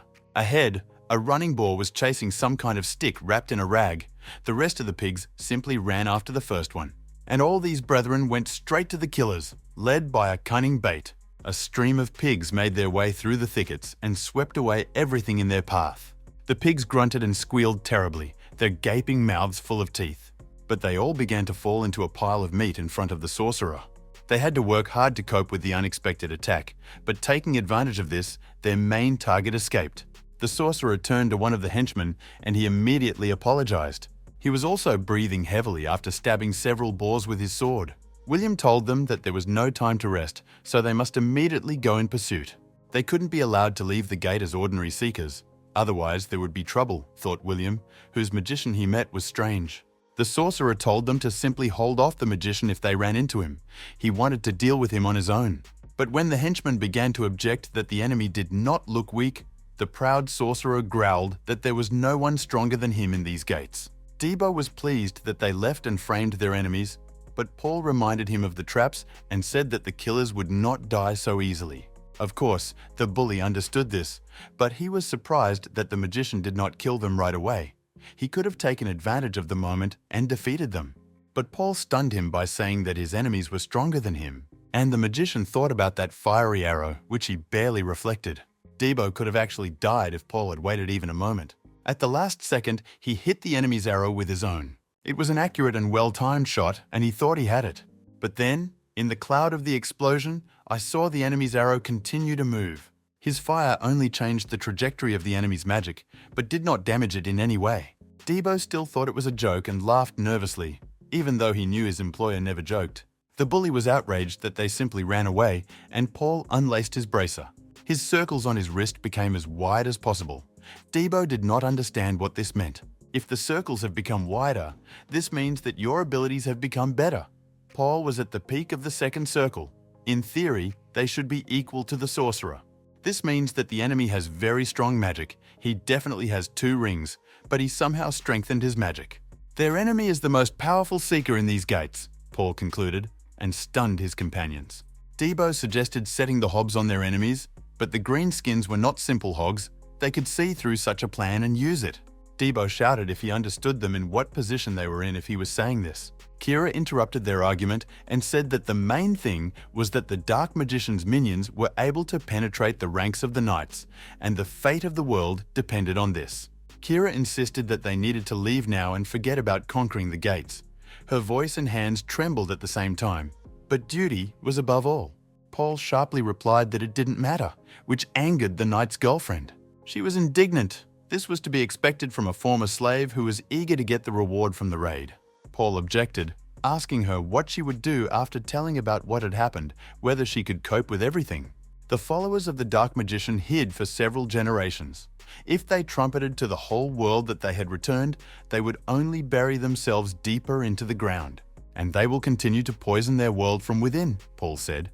and Kira, unable to bear it, grabbed him by the collar. She screamed at him with rage. What is he suggesting? Since he opens his mouth, he must have a plan. They are being pursued right now, and he must escape before it is too late. Paul grabbed her hand and said that she just needed to show the enemies who the real hunter was. 3 assassins ran on their trail to overtake their target. They spared no effort. Ultimately, they were now fighting for their lives, when suddenly the pursuers themselves were ambushed. Debo grinned and asked if they missed them. His axe almost cut off the head of the first runner, but his partner hastened to cover and attacked Debo with a spear. But then Kira cut the rope, and the heavy log that the hobs hung hit the pursuer. Kira snorted contemptuously and came out of her hiding place. They managed to easily get rid of one of the 3. Debo swung his axe and asked his opponent if he had time to stare around. But when he hit, the enemy was able to dodge and immediately counterattack, aiming the dagger at the throat. But the guy reacted and removed his head. The dagger whizzed past, and the killer himself ran into a counterstrike with his knee. It was a brilliant contact. Debo let go of his axe and began to beat the enemy with his bare fists. Periodically adding kicks, the opponent quickly fell apart. A powerful serve flew straight into the face, which resembled the color of a chop. Nearby, another assassin was aiming a crossbow at them, but was unable to get a shot due to Debo being too close to his opponent. While she was thinking about what was happening and what to do, Kira attacked the unlucky shooter. At the last second, the enemy dodged a stabbing blow to the head. But Kira's attack did not end there. Her blade struck again and again, forcing the enemy to retreat. At the end, she stopped keeping up, and Kira hit her with the hilt of a sword. The killer had to cover herself with her crossbow, and she was effectively deprived of her weapon. Kira growled for her opponent to focus on the battle. Otherwise, she was already annoyed by the whole situation. William walked slowly. From the sounds, he heard that the battle had already begun. Paul blocked his path, and the sorcerer asked if they came out so that the magician accidentally knew about them. But Paul didn't answer. There was no point in that. He was focused on the fight. The sorcerer and the mage both took out their staffs and filled them with mana. A crazy grin bloomed on William's face. He was confident in his power. Paul responded with his fiery arrow, having the experience of a great magician on his side. The sorcerer's shot reached him first, and Paul dodged the explosion. He used telekinesis and launched his arrow along a curved path while moving. The sorcerer growled superbly. With the face of a madman, he liked this battle. Paul's shot exploded, blocking his view for a moment. This was the drawback of this magic, in battles with small targets. Out of the corner of his eye, Paul caught movement. Something was flying in his direction. He barely returned and saw the cobblestone that almost broke his head. "And that's all he can do," William shouted to him, going behind the magician's back. The sorcerer waved his staff and fired almost point blank. Everything around was covered in smoke, and the flames of the explosion devoured the dry grass and foliage underfoot. But Paul survived. He stood completely unharmed, facing the enemy. William asked him how he nullified this attack. He did not expect this. Paul definitely would not have had the strength to block this, but somehow he pulled it off. Paul looked at the abnormal man, who was waiting for everything to be honestly laid out to him right during the battle. William grumbled in disappointment. He realized that he did not have a talkative opponent. "But they still shouldn't talk," the sorcerer said, and fired a charge. A fiery arrow slid from Paul's staff like a shooting star, and he spun it around with the power of kinesis. The sorcerer recognized this movement, but was very surprised. He had never seen such a use of magic. His shot was completely destroyed when the flames of the 2 charges collided, causing a powerful explosion. Paul's abilities were enhanced by telekinesis, the sorcerer realized. Before him was a real genius. William grinned again.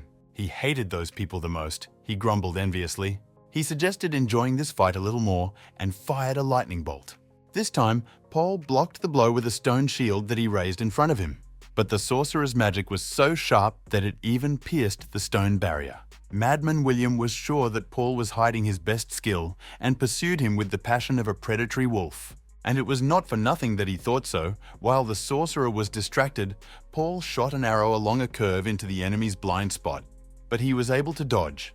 And when the arrow flew past, he sharply returned it so that it would again tickle the sorcerer's nerves. Such magic did not allow him to stand still, and made it impossible to quickly aim and shoot. William was always busy dodging. At the cost of enormous effort, he finally shot at Paul and shouted that the games were over. An ultra-fast charge rushed towards Paul, but he did not waste his strength on unnecessary movements. A fallen star was already spinning in his staff to meet this blow. A flash of flame burned his face. The shockwave almost tore him to shreds. William snuck up behind him. Now Paul used both spells, which is what they were waiting for. His ring glowed green, and he blew a poisonous mist towards the magician. Everything within the radius of their battlefield was covered in this green haze. It was a powerful technique, but using it, William was defenseless. But having determined the enemy's techniques and reload speed, he was able to calculate Paul's attacks and interrupt them. Now the magician could not move for 30 minutes, said the sorcerer. His fire arrow was also recharging, so he took out a dagger to finish off his opponent and did not hide his thirst for blood. With the face of a bloodthirsty maniac, William said that he was looking forward to the expression that would appear on the magician's face. It could have been a trembling or a pathetic cry, but it looked like someone was about to receive a funeral. While the maniac was drooling, Paul swung himself properly. His blow crushed the ugly face soft-boiled, while the sorcerer waited for nothing. The fist counted all the villain's teeth, corrected the symmetry of his face, and eliminated the bruises under his eyes. The stunned sorcerer flew away from such a greeting. In the tavern, a seeker with a red bandage on his head asked Debo how Paul did it. The boss wasn't there, and he was grilling Debo to tell him how Paul dealt with the poison of the crazy toadstool. Debo laughed. Even if someone hears about this method, they are unlikely to be able to repeat it. Paul called it subspace. This magic sucked in air and locked it with kinesis. They almost died from poison, but Paul saved them. There was nothing special about it, Debo laughed, and the seeker with the headband muttered that it wasn't fair. The whole point was that Debo's employer was too strong. The sorcerer received an additional uppercut to the jaw and threw his head far back. And then Paul crushed his internal organs with a series of blows to the body. William flew into a tree. In close combat, the self-confident magician was no better than a village rogue. Paul pulled the staff towards him using kinesis, like a true defender of the light side of the Force. The sorcerer screamed desperately. He was humiliated and disgraced as never before in his life. But Paul's fiery arrow burned through the tree behind him and took the sorcerer's hand away. Writhing in pain and shock on the ground, the sorcerer again used his main trump card, the Ring of Poison. The green mist splashed directly at Paul. If it were not for an ordinary magician in his place, he would have fallen under its influence. But Paul collected the fog into one ball, subspaces, and cleared the air. The sorcerer behaved as if he had gone mad. But in fact, Paul understood that he was aiming at him. The sorcerer's poison did not work, and he wanted to return his staff. The magician held the sorcerer's staff at gunpoint and waited for his next attack. But the blow was unexpected. The sorcerer sat down to hide and go behind his back. Some powerful magic bloomed behind him, and his wrist glowed with power. Even the wounded and beaten sorcerer promised to kill him. The fiery explosion left a deep furrow in the ground, and Paul lay at the end of it. He lost his vigilance only for a moment and fell under a barrage of fire. He never expected that the sorcerer had a fireball hidden in his pocket. Before, he would not have made such a mistake. Debo heard a powerful explosion in the place where Paul was fighting. He had already defeated his opponent in a fair one-on-one fight, but if Paul lost, it would be all over for them. Kira, meanwhile, dealt with the killer who was wielding a spear. His head rolled towards the body of the assassin with the crossbow, Kira demonstrating the amazing skills of a knight. She shouted to the bully to stop playing around and finish off his opponent because Paul's enemy was too strong and he might not be able to handle him alone. Debo shouted to her that he was going to do this anyway when his enemy caught an arrow with his eyelid, although the trick was slightly unsuccessful. The greenskins, hearing the noise of the fight, quickly approached them and decided to attack at the moment when the people had already weakened each other. Debo snorted. Kira told him to pull himself together and finish here quickly, but the bully warned her that they weren't that simple. Moreover, there were some strange people among them. The hobs were carrying heavy stretchers, on which, as if on a throne, sat a thick hob. He held a staff in his paws. The sorcerer stood in the middle of a sea of fire, thinking about whether he had killed Paul or not. He was spitting blood from his wounds and exhaustion, and his eyes were red from burst blood vessels. The sorcerer had used up a lot of mana and was now feeling nauseous, a common side effect. Black lightning of mana deficiency crawled across his skin. It was worth admitting that his enemy was strong to bring the sorcerer to such a state. William said that he should have asked the name of this genius before killing him. When he heard Paul call himself, the sorcerer shuddered and could not believe it. Paul told him to remember well, because this is the last name the sorcerer will hear. William grinned. He still considered the guy's words a bluff, bravado, because he couldn't compare with him. But Paul said that he didn't care. He wouldn't be able to catch up with him. having only 2 circles, and in his hands he squeezed the core of the monster. Seeing the mana stone, the sorcerer laughed. He understood Paul's idea to receive another circle of mana after absorbing the stone. He laughed maliciously, calling the guy an ignorant newbie, since it takes a lot of training to get enlightened. Experience and enlightenment, everything is correct, Paul agreed with him, and successfully absorbed the mana stone. At that moment, the madman's brains refused to accept reality, and he froze with a stupid face. Paul already had both in abundance, and a thin strip of power lit up on his wrist. But the sorcerer did not let up. He believed that all this was a trick to intimidate him, and rushed to the magician. He shot 2 fire arrows at Paul at once, despite his mana depletion. And although the magician was also exhausted, he responded with 1 arrow. His arrow reflected the magic of the sorcerer, and then he used a fireball. But Paul twisted his magic, giving it the power of a shooting star. The fire tornado spread all the power of the sorcerer and brought death. He screamed, but it was too late to do anything. A flash of light burned a hole in him. The flames did not stop there, and paved a new direct path through the forest. Paul was breathing heavily. He barely gained the upper hand. His opponent had many dangerous tricks, and only a miracle saved the magician. A deep rut remained at the site of the explosion, as if a giant had drawn it with his finger. The heat of the flames was still coming from the ground, and Paul had already forgotten the name of the sorcerer whom he had just turned to ashes. But the Seekers had no time to relax. The greenskins pursued them with the whole herd. Kira carried the wounded Debo and hid in the shadow of a tree, but their cover was precarious. Everything did not go according to plan, and at any moment it could end in tears. The bully cheerfully swung his axe and scattered the monsters. He began to kill Hobbs much faster and killed more than 15 souls. But Kira had problems with fierce monsters who did not use any fencing techniques. Debo fought in the same freestyle as these barbarians, so he saw right through them. And to one unpredictability and daring, he responded with his own. His movements looked crazy. But every jump was fatal, and the training with Paul that took place at the beginning of the mission also helped. But his chain of victories suddenly ended when he was hit by a fireball. The flames of the explosion were so dense that they almost hit the hob next door. It was a fireball spell cast by the hob on the throne. Kira could not even think that the monster in the rift was capable of controlling the Seeker's objects and using magic. All plans went to waste. They could only hide and wait for Paul to return. She hoped he was still alive when they themselves were discovered by the Hobbs. Kira barely escaped the blow, and she still had to carry Debo, who was unconscious. There were many Hobbs, each was strong, and they quickly overtook them. One of the greenskins blocked Kira's path and raised his hand to strike. Then the girl performed an unexpected circus act. She threw the wounded man into the sky, and she hit the Hob back. After this performance, she successfully caught Debo to off-screen applause. Kira would have dealt with the monsters if they had attacked one at a time. So she thought, but her path was blocked by a wall of fire that immediately cut off part of the forest. The greenskin leader laughed a croaking laugh. He was the main threat with his long range and devastating attacks. Kira ran like a hare again, and an impressively sized charge was already flying at her back. The flame burned her back and everything below, giving her acceleration, but it was not enough. There was a powerful explosion, and when the smoke cleared, Debo stood in the way of the monsters.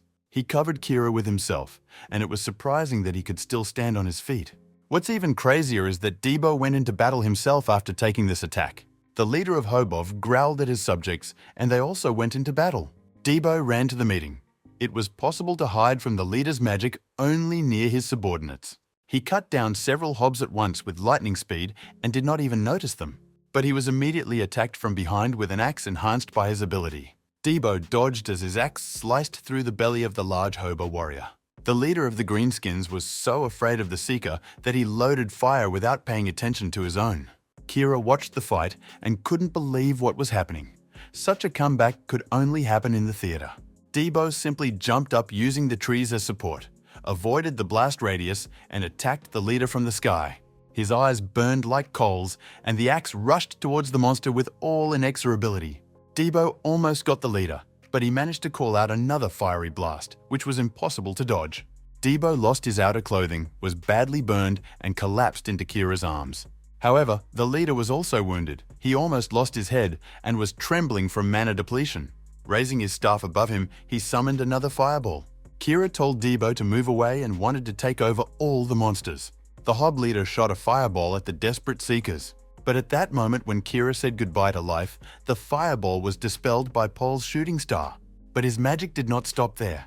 It flew further straight at the leader.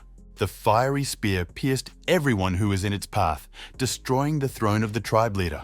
Kira froze with her mouth open, and her face was illuminated by the light of magic. Paul was glad that he was not late. His clothes were burned, and he himself could barely move, but he still hurried to help them.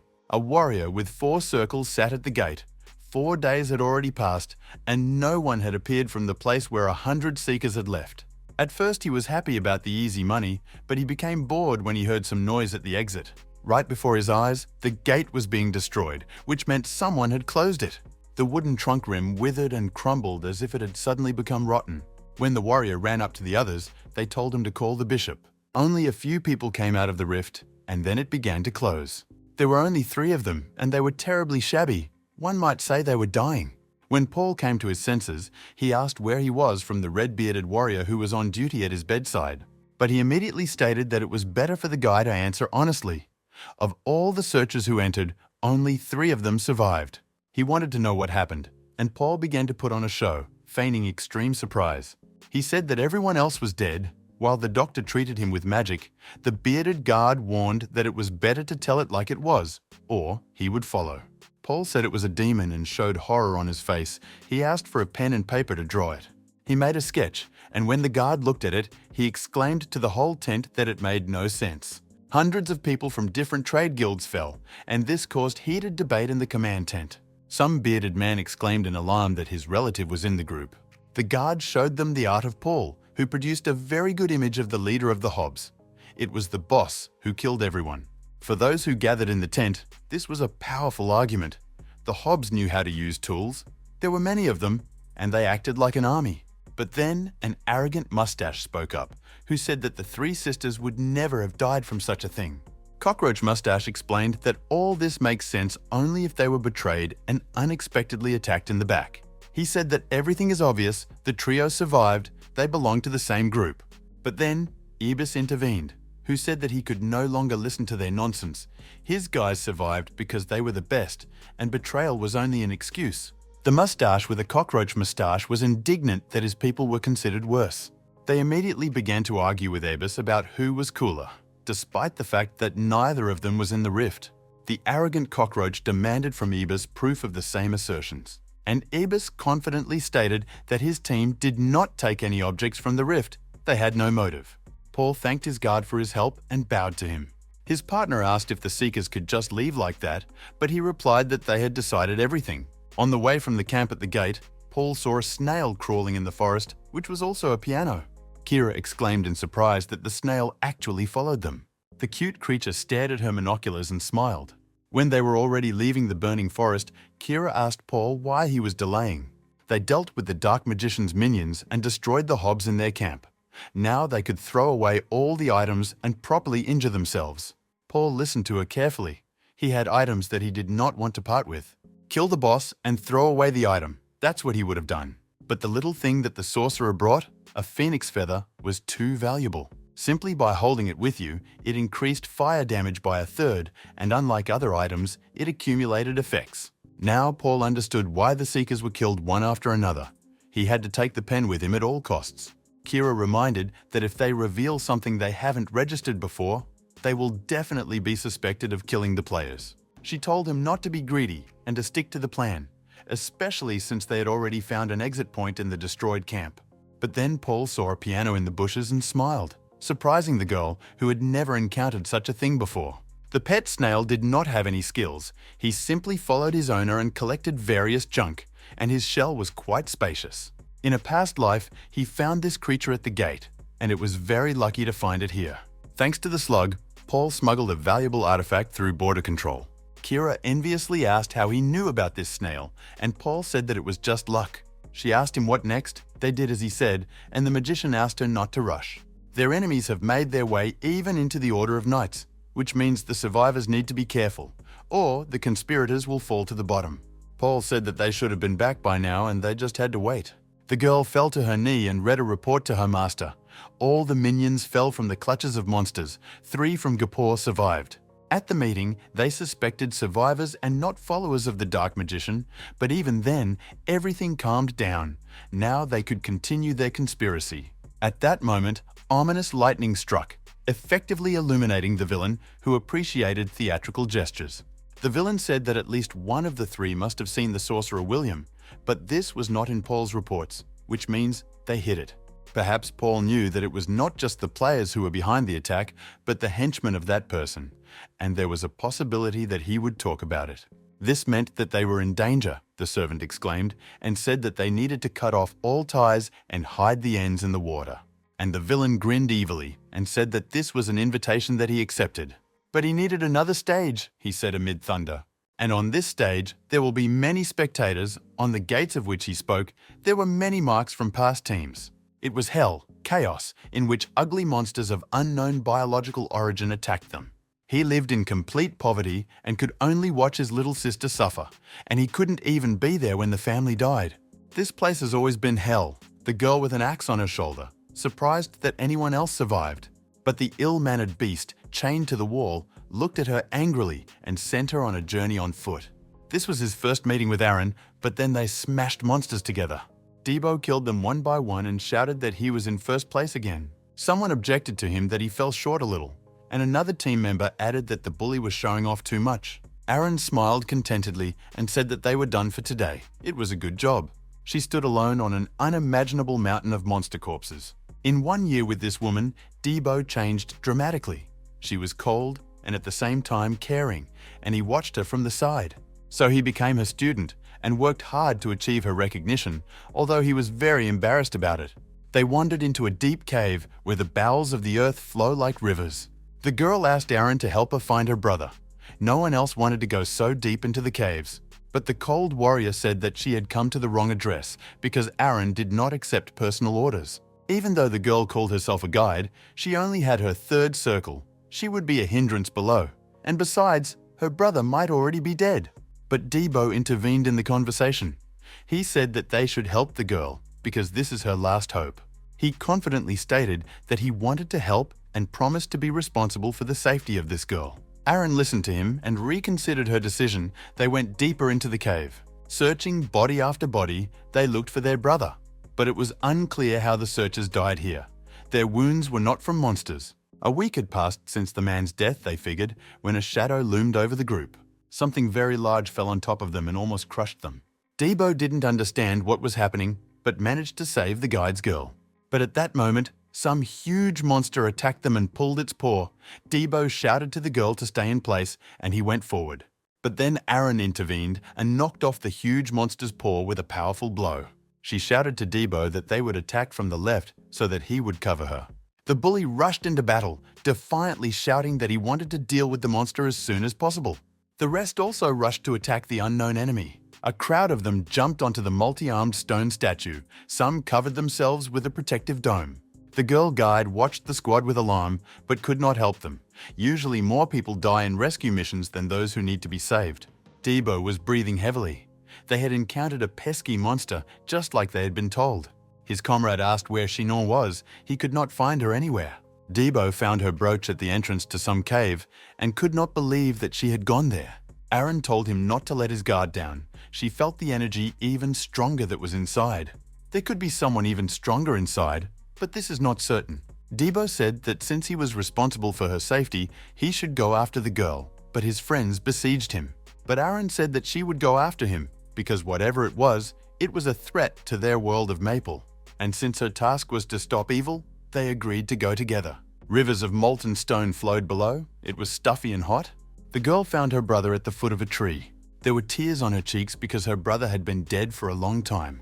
Debo was completely stunned. Everything was wrong in his dreams of heroism. He shouted to the girl that he would take her now. She smiled wryly, saying that he still followed her as she thought because he was kind.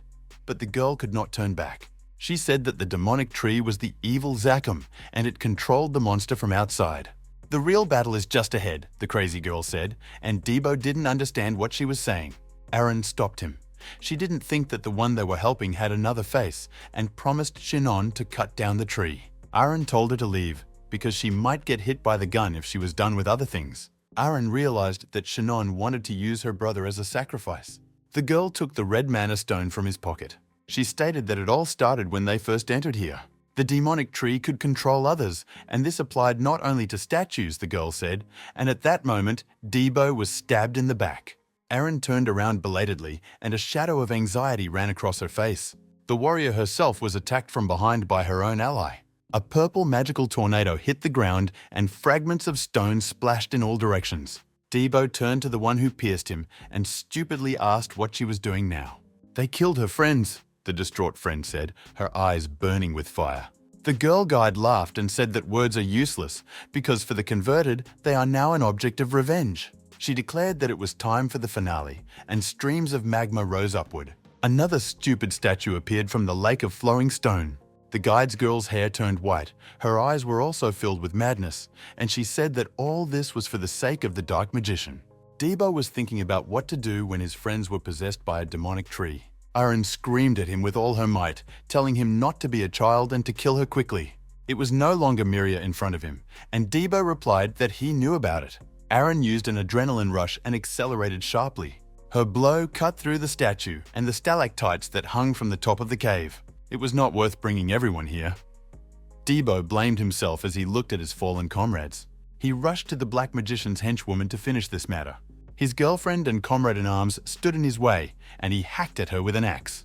Debo asked her forgiveness when he noticed the shield flying towards him. He wanted to dodge, but Miriam's hand reached out to him. Debo had to cut it in half to avoid the flying disc. Before her death, she thanked him and asked him to take care of Aaron. Meanwhile, their warrior leader pushed off the floor and flew up to the ceiling. She made a monstrous cut on the demonic tree, but the stalk was protected by a stupid stone statue. Aaron had to somersault in the air again, and she raised her hand to strike. Behind her, the statue smashed the wall with its hand when it missed. Debo attacked the idol from the other flank, and Aaron shouted at him to tear it apart. With a scream, Aaron swung her power attack again with great energy. Together, they began to crush the annoying monster with many blows. The monster counterattacked, but even being wounded, Debo was able to stop its blow. From the left, shadows were quickly approaching him while he held the monster's hand. The dark magician's henchwoman was moving towards him with a knife in order to sacrifice his life too. But Aaron quickly dealt with her with a lightning strike. All that was left was the statue, which needed to be destroyed. But evil did not allow itself to be defeated so easily. Darkness attacked Debo's mind. His eyes became wild, and he screamed loudly for her to kill him quickly before he killed her. The guy was saying goodbye to life, and thought that this ending would be better. He had to pay for his mistake. And then he saw his sister's dead face in front of him. Debo didn't understand how she ended up here, in this terrible place, and who brought her here. Since he didn't do this, it means Aaron looked obsessed at his teacher. Aaron said so that he would not worry, she would quickly end everything. Debo growled madly at her. How dare she drag his sister into this? At that moment, a statue struck nearby, its hand tearing apart the paved floor of the cave. And then Debo attacked Aaron with his axe, so that she barely dodged. Aaron trained him well, because after hitting her with an axe, he immediately attacked her with his knee in the face. The master took the blow to the block, but the force was so great that she flew away anyway. Debo was too fast, the room filled with their deadly strokes. But the master was not going to give up so easily and made a vertical cut. But it hit the stone statue that was now covering Debo. Taking advantage of the fact that he had lost sight of her, she quickly moved behind him. The possessed madman turned around sharply when he heard her footsteps. But Aaron's blow struck ice and crushed one paw of the stone statue. She then jumped towards the monster's head, although he tried to cover himself with his remaining hands. "It's time to put an end to this," Aaron shouted, and swung for the final blow.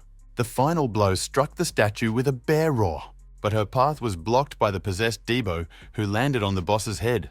He jumped straight at her, and very quickly, the dark force playing on Aaron's feelings. This was her only chance to destroy the monster, and she couldn't stop. Her strength and fury broke through the statue and reached the dark wood. Debo was writhing on the ground in pain. He came to his senses and stopped being possessed. Aaron was glad that he came to his senses. She was lying with her back resting on a stone, and his axe was sticking out of her body. Aaron was more worried that she might leave without saying goodbye, but Debo still did not accept reality. She told him that 8 centuries ago, they had already been defeated by a dark magician.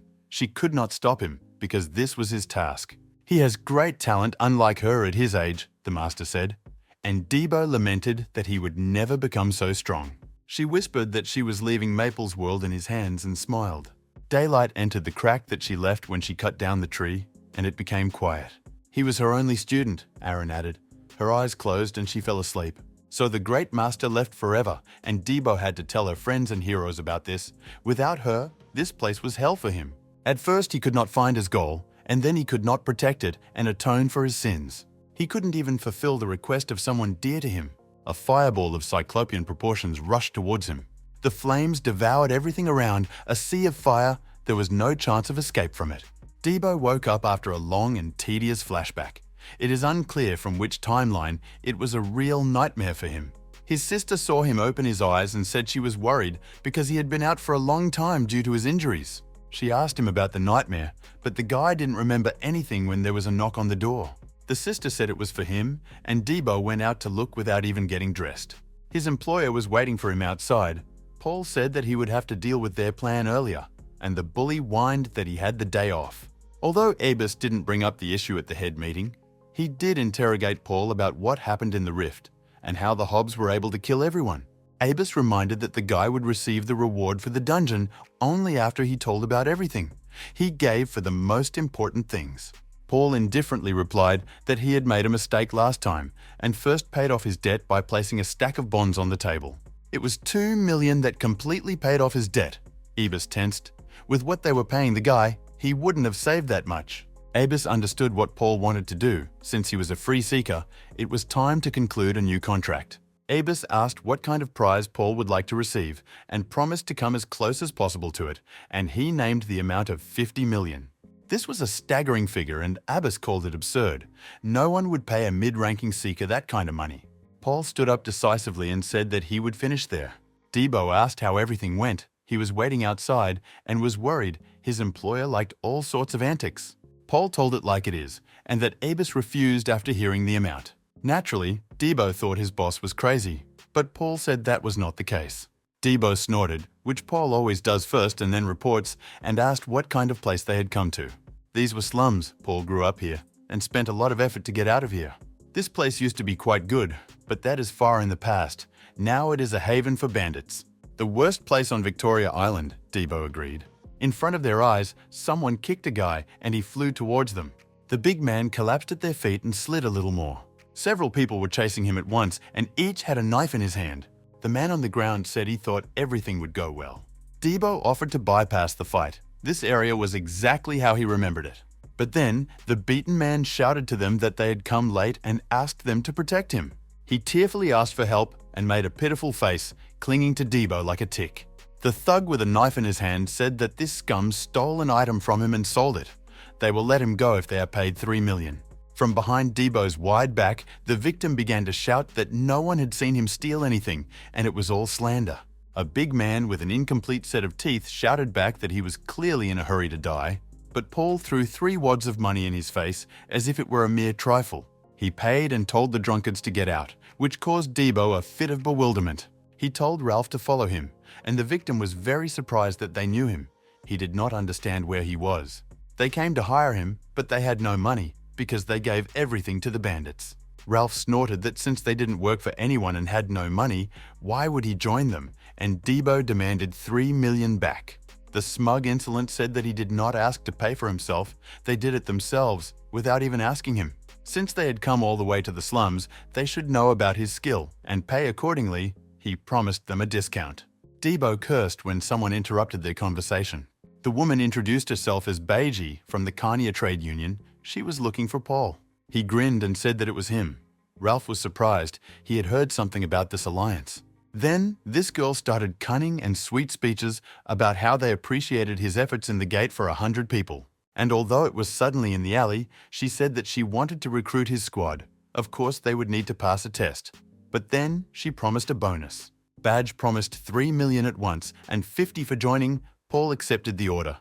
Debo was also pleased with such luck. With this money, he paid for Ralph's services, and he was happy, since he was even ready to sell his mother for the coin. The contract was for a year, and Paul promised him another 7 million after the raid. Debo was taken aback by such amounts. He didn't understand how he could spend 10 million on some kind of trash. But then, things went even worse. Knight Kira stood in front of them and was a little embarrassed by Debo's direct and rude glances. Kira was waiting for them in the tavern, and Debo was indignant that this girl was here. The girl told him to shut up. She came to pay off her debt. It was raining as they approached the Orange Gate. "A great day to go on a mission," Debo grumbled. This time there were only 50 people in the cleansing squad. Ralph looked at everyone and grumbled that there were too many useless people, which would mean they would get less money. Mage came forward and introduced herself, although everyone knew her, and said that they were going through the Orange Gate, which was also obvious. There were 3 notches in the gate. From previous teams who were less fortunate, Paul realized that they had already begun to use this place. The time may be different, but he had already cleared these gates in the past, which means his plan remained the same. All units will need to give a signal if they find the second gate.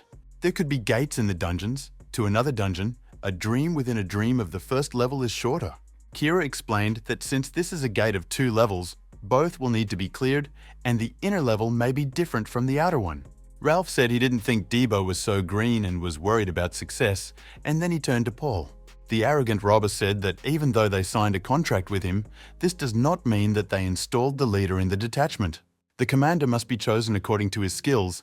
Paul grinned when he heard this and called Ralph a greedy man and agreed to decide this at the gate. The leader will be the one who makes the most contribution, Ralph was pleased, because as soon as he becomes a commander. The real fun is about to begin, Ralph thought, and grinned greedily.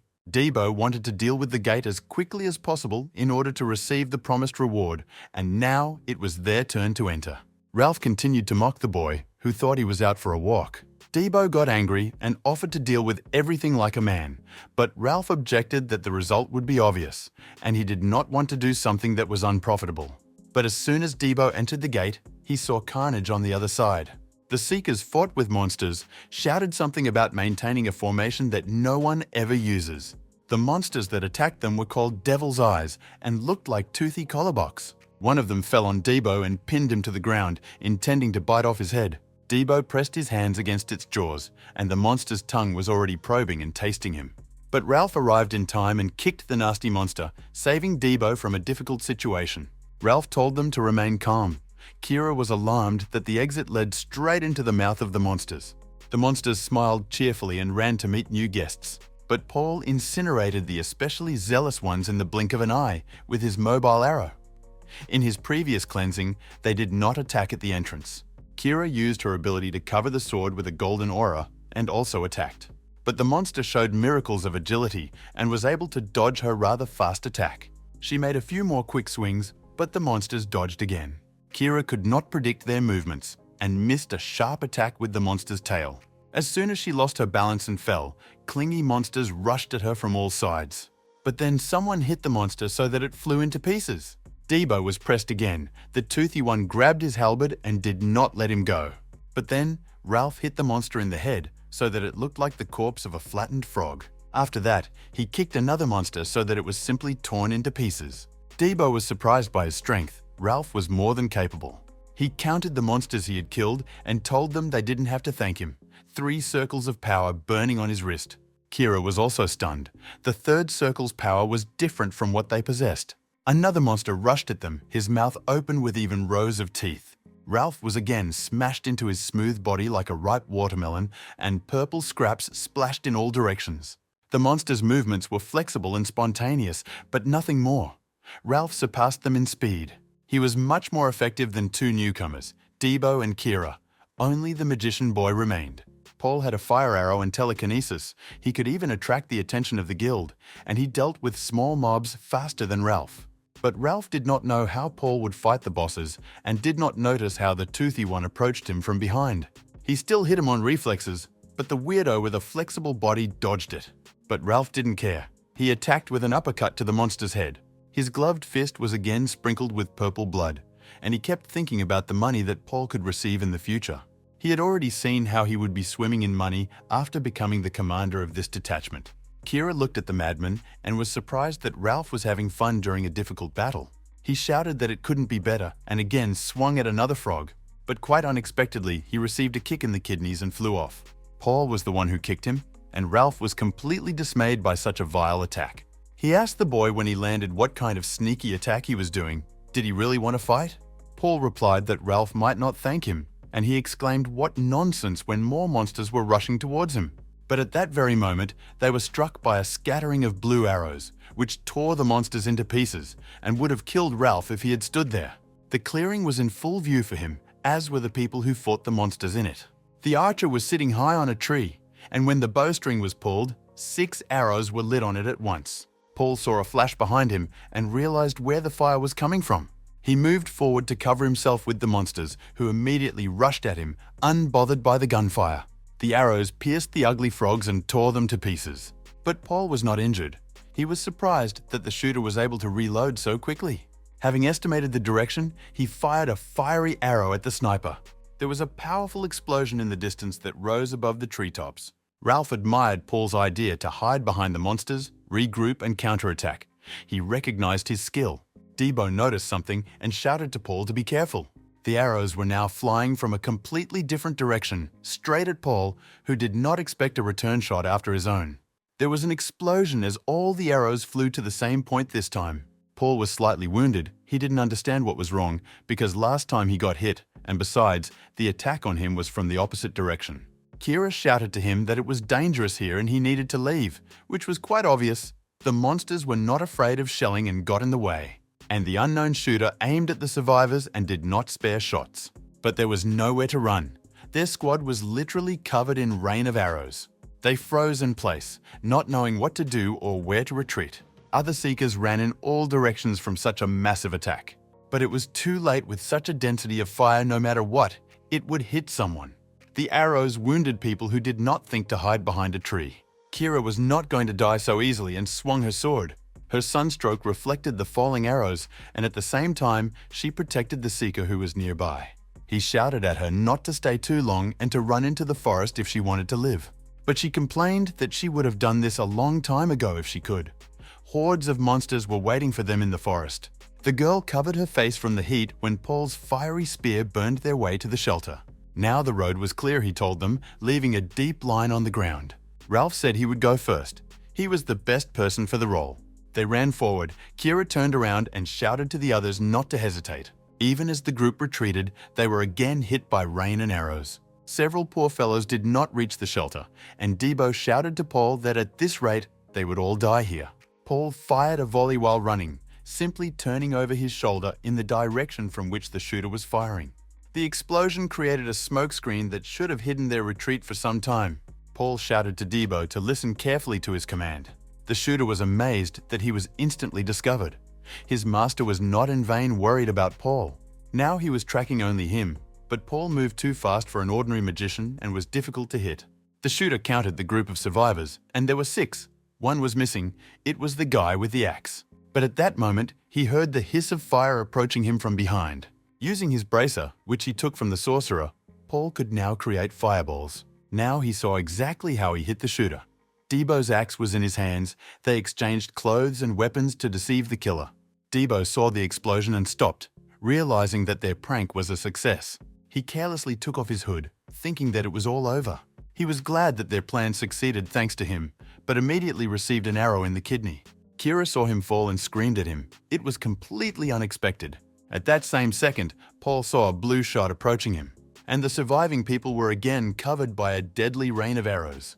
The marksman's abilities were unimaginable, and this demoralized the remaining searchers.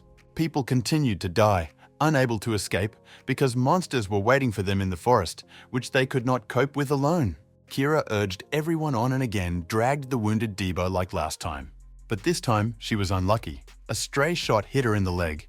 She immediately fell, unable to carry Debo further, who was more wounded. She gritted her teeth, unable to dodge the next volley of arrows. They would have died, but Ralph saved them at the last second. He was indignant that he had to play the role of daddy, although he didn't even have children. The shooter also moved quickly and did not allow his victims to escape and hide. They ran in the direction Paul pointed out to them, and they fell straight into dense thickets of bushes through which it was impossible to escape. But when they raised their eyes, they were shocked by what they saw. The gate to the second-level dungeon was hidden in the bushes in the middle of the forest. Ralph grinned. It was impossible for Paul to know about them. The enemy was about 100 meters away, and they would hit the gate faster than the arrows could reach, Ralph realized. The big man said that they would climb into the gate and wait there for Paul, who wanted this. But Ralph did not notice that arrows were already flying at him from the opposite direction. They exploded in blue flame. He threw his burden to the ground and did not understand what had just happened as the enemy walked around them in front. The arrows were already flying at him again, and Ralph was completely open. But at that very second, they were repulsed by a flying axe that Paul borrowed from Debo. The boy immediately pulled his hand towards his tool. The whole tree covered them with its trunk. From the shooter, Paul protected them again. However, his methods were harsh, so Debo became depressed when he realized what awaited him.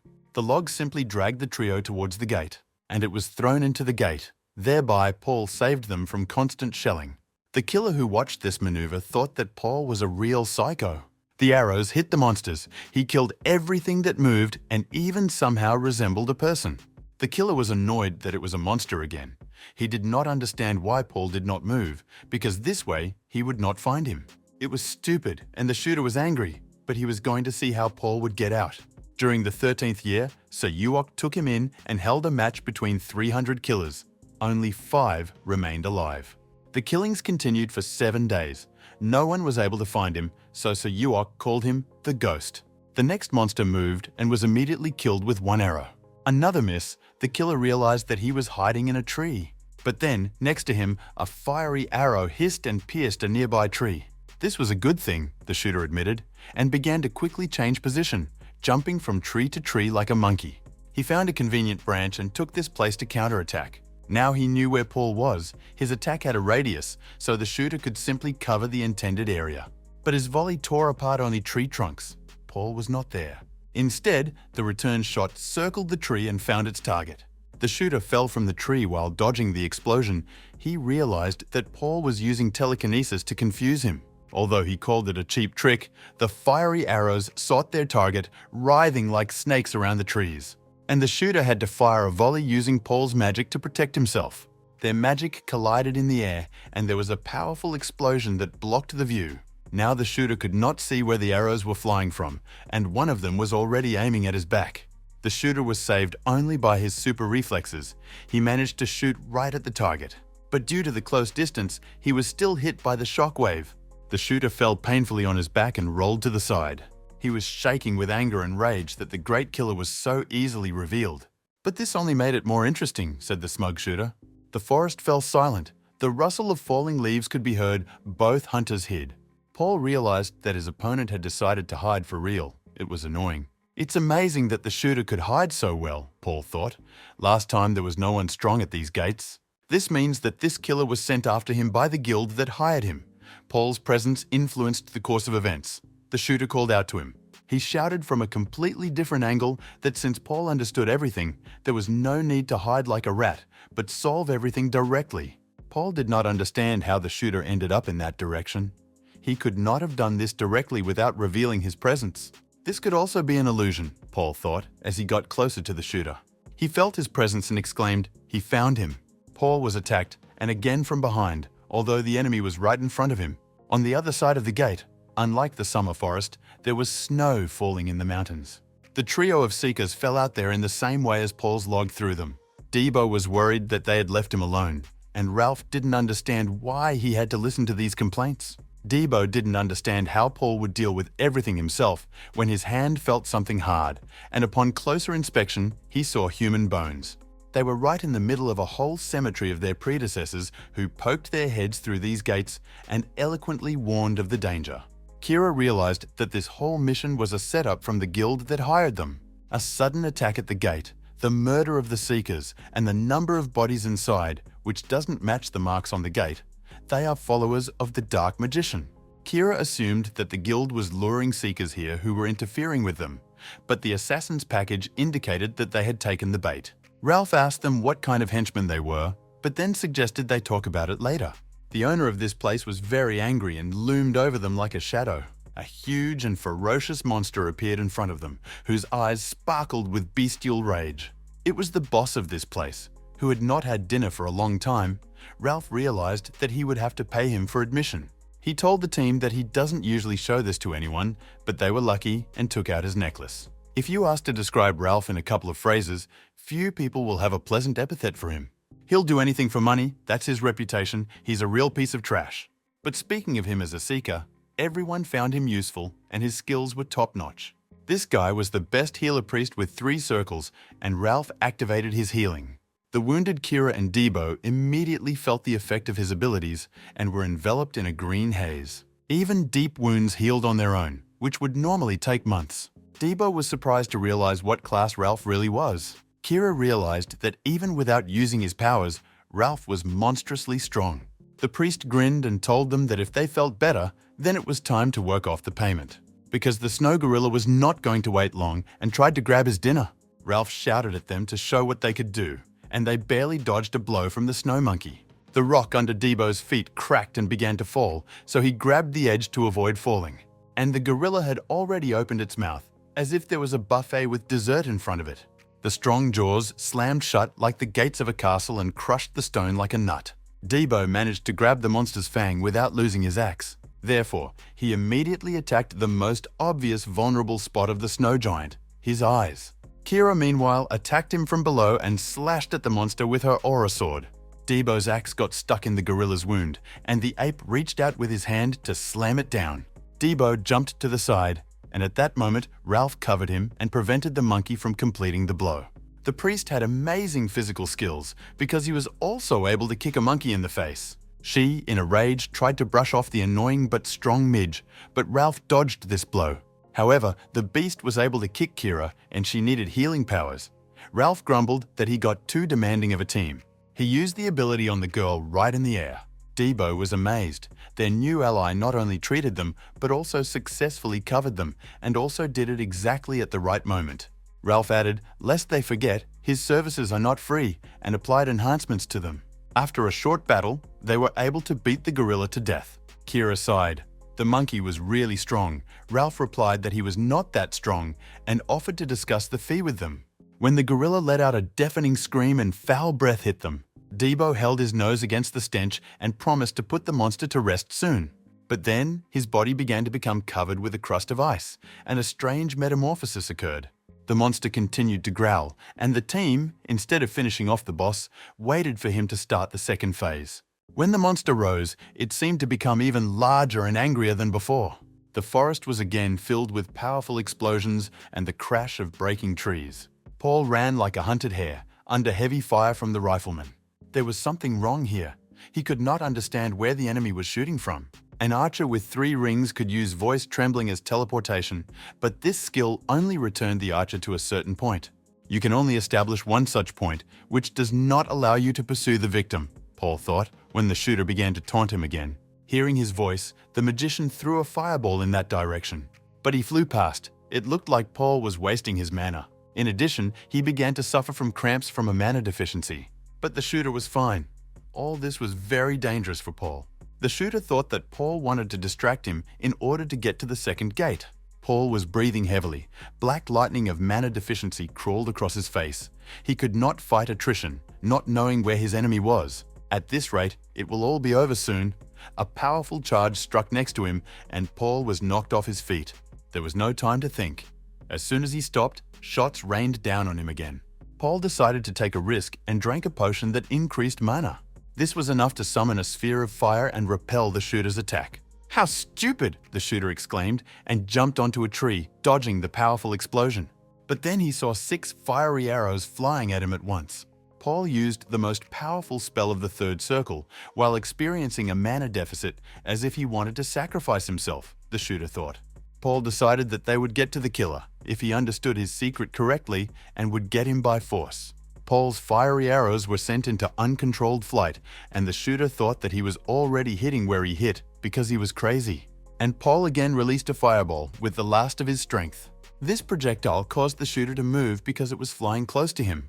The ball made its way through the forest thicket, but the shooter simply jumped like a squirrel from branch to branch. "It's not over yet," Paul told himself, and strained all his strength. Many explosions broke the silence of the forest in different places. It was a miracle that the entire forest did not catch fire. The shooter mocked Paul's naivety for thinking that he could hit him with such an attack. His fate was already sealed. Very soon, the magician would collapse from mana exhaustion and die from shock, feeling his body disintegrating. Another explosion tore the trees into splinters. Paul spared no effort.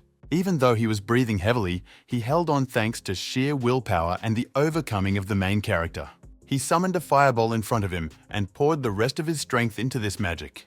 And then, the shooter noticed that within the radius of his jump, there was not a single tree that was not engulfed in flames. Now he realized that this was exactly what Paul wanted. He set fire to the forest in which he could no longer hide, and he could burn alive.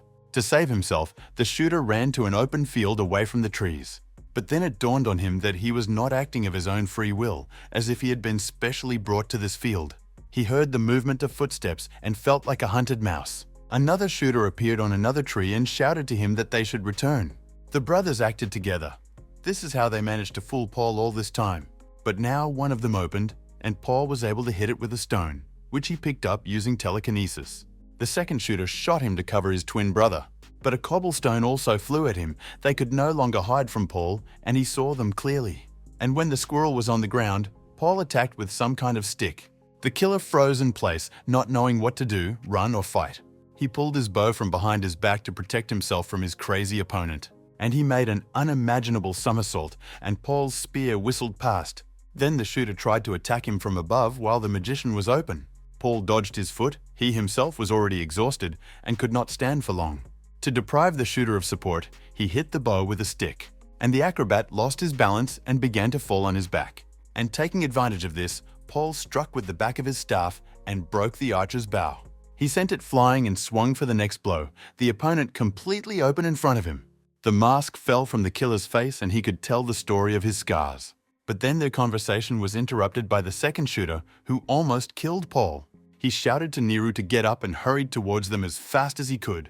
The shooter was sure that Paul would not have time to accumulate mana for the next blow, but his arrows were endless. But Paul's knife, which he directed with telekinesis, was already flying towards his soul. The blade whizzed past, almost injuring his neck, and did not fall, but described a curve. Telekinesis required a minimal amount of mana, and Paul could move the blade while pursuing the killer, no worse than fire. But at that moment, the first brother Nia jumped on him. He also had a knife in his hand. Paul had to dodge sharp attacks, and it was not easy to defend himself with a staff up close. The second shooter hit his kinesis thread and interrupted it. He thought he had already won, but Paul threw several stones at him. He fought in close combat with the first and held back the second with stones. Nia clenched his teeth. The enemy was equally good in close combat, which is very rare for a magician, and repelled all his attacks. Moreover, Paul was able to counterattack with a kick to the stomach, and the arrow's face grimaced in pain. Paul used kinesis again. It was impossible to give the enemy room to maneuver. His blade began to whistle past the second shooter, preventing him from getting closer. At the same time, with a blow of his staff to his hand, he knocked out the knives from the first shooter.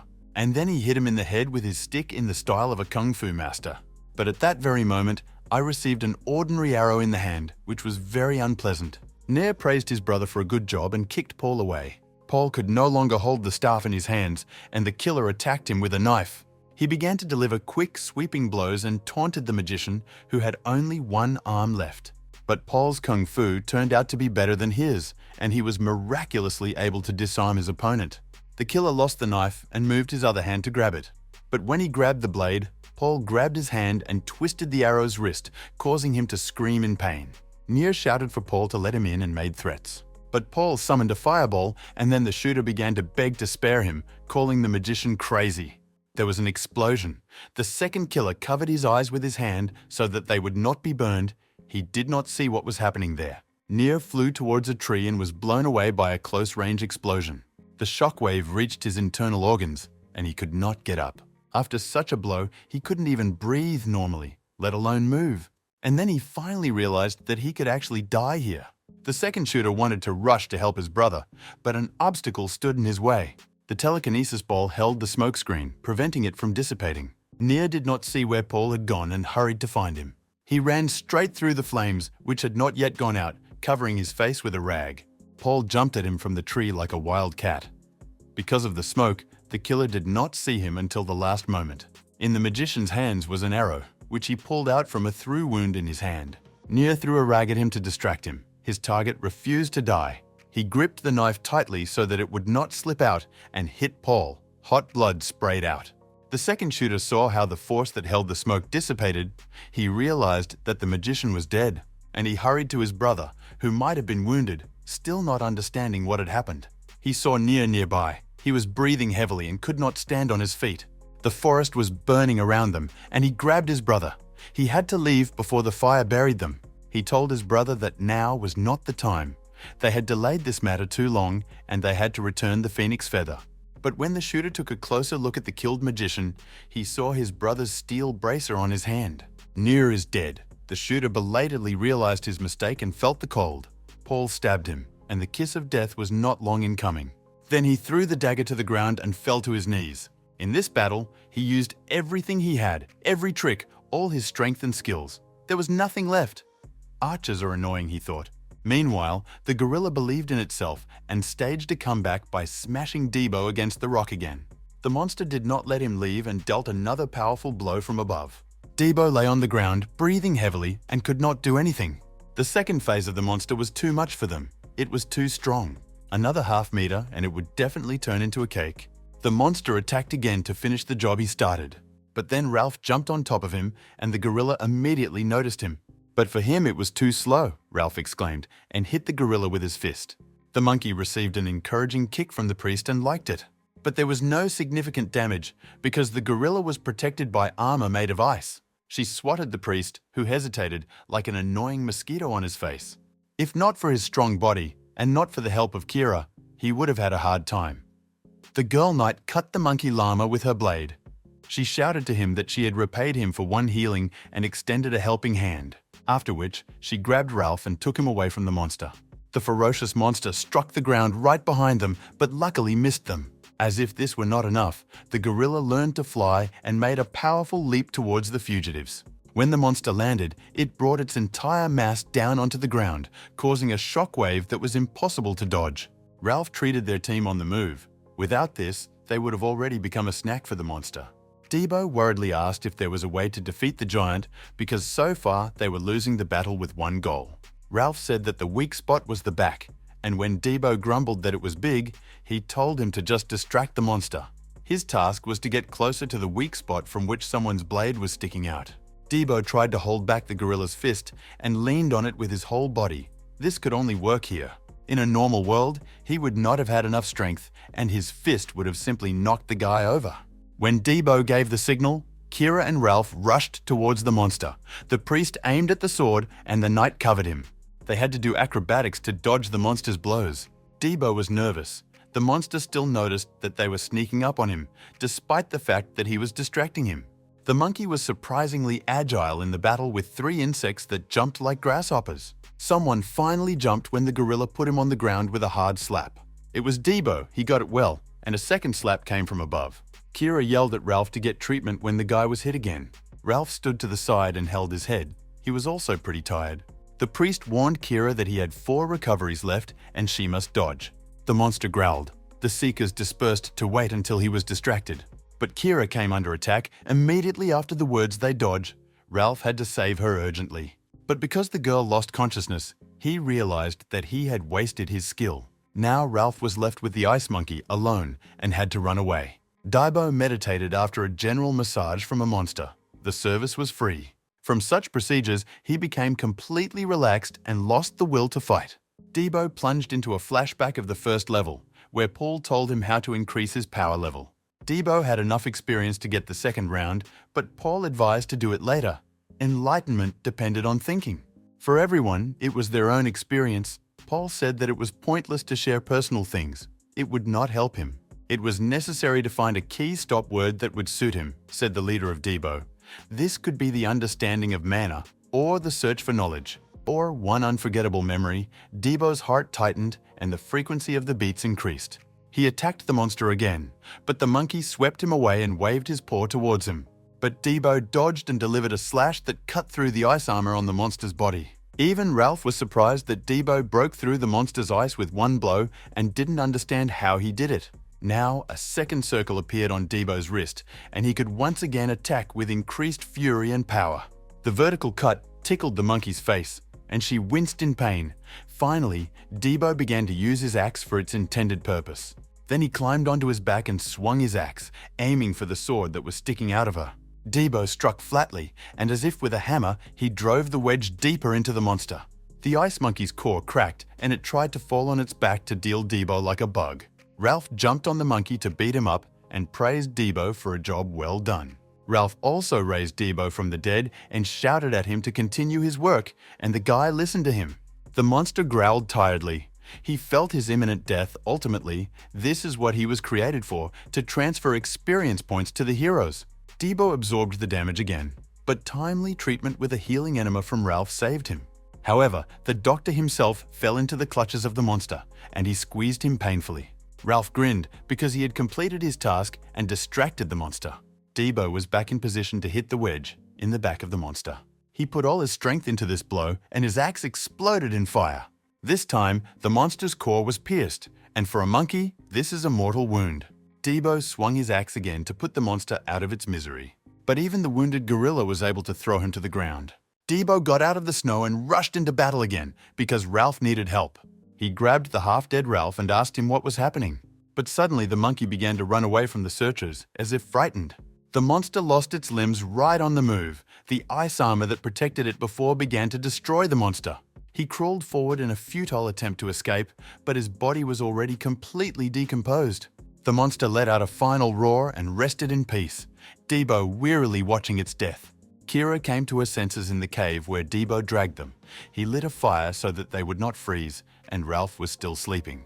The first thing she asked was what was wrong with the monster, and Debo noticed that they were wrapped in its skin.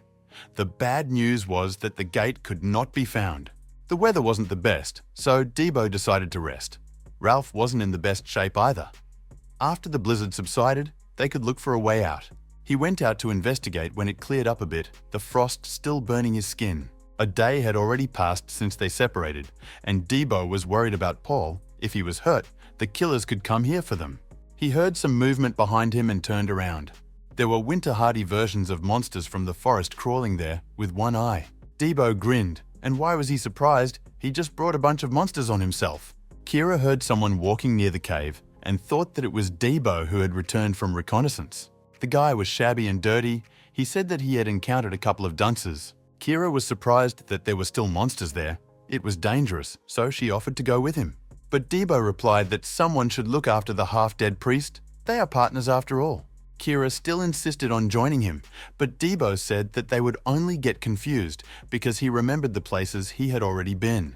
He added that she should not look for ways to waste her energy and should rest, and he went to bed. Kira looked at the fool who pretended to be tough, although he himself could barely move and was exhausted. Debo then continued his raids. After a short rest, he got used to fighting against snow one-eyed frogs. But this time, there were quite a lot of them, and they pressed him to the edge of the cliff. Debo was freezing, he didn't have any warm gear, and he hadn't been near the fire for a long time. Hungry monsters rushed to him, despite the danger that his axe posed to them. Before Debo could react with his axe, he hit the frog right in the only eye. But the force of inertia pushed him over the edge, and he fell along with the monster, almost dying. And when he looked around, he saw that a man was sitting in the snow. There was a sword on his knees and a note in his hands. The man died not so long ago, and on the piece of paper could be his last will, Debo thought, and took the letter. It was a letter with a seal and quite verbose. On the outside, there was a message about trusting whoever finds it. The man asked to accept his gloves as a reward. They are suitable for warriors, their group fell into a trap, and the monkey killed his partner. The letter also provided a hint on where to look for the exit from the gate of the second level. But to open this gate, you need to defeat the boss. On the back of the letter, the dead man left a map where to look for this place. He also asked that the letter be delivered to his home and communicated to his loved ones. Debo spent time and effort to put the warrior's body and soul to rest. Later, he and Kira dealt with all the small monsters that prevented them from reaching the exit. The girl clicked on the column and activated the return portal. Now the three of them could get away from this icy wasteland. They returned to the forest through the same gate that they entered, not knowing what awaited them and whether Paul had defeated the shooter. Debo asked Kira what they should do now, but the girl didn't know. They were both not in the best condition. Someone in a mask said that he had imagined such a possibility, and the searchers shuddered. "So the ghost has fallen," the killer said. He realized that the shooter was dead. There were other henchmen with him with daggers in their hands. Debo got nervous. He couldn't fight with experienced killers now. The name of the wounded Ralph was in the rear. The masked person told them not to worry.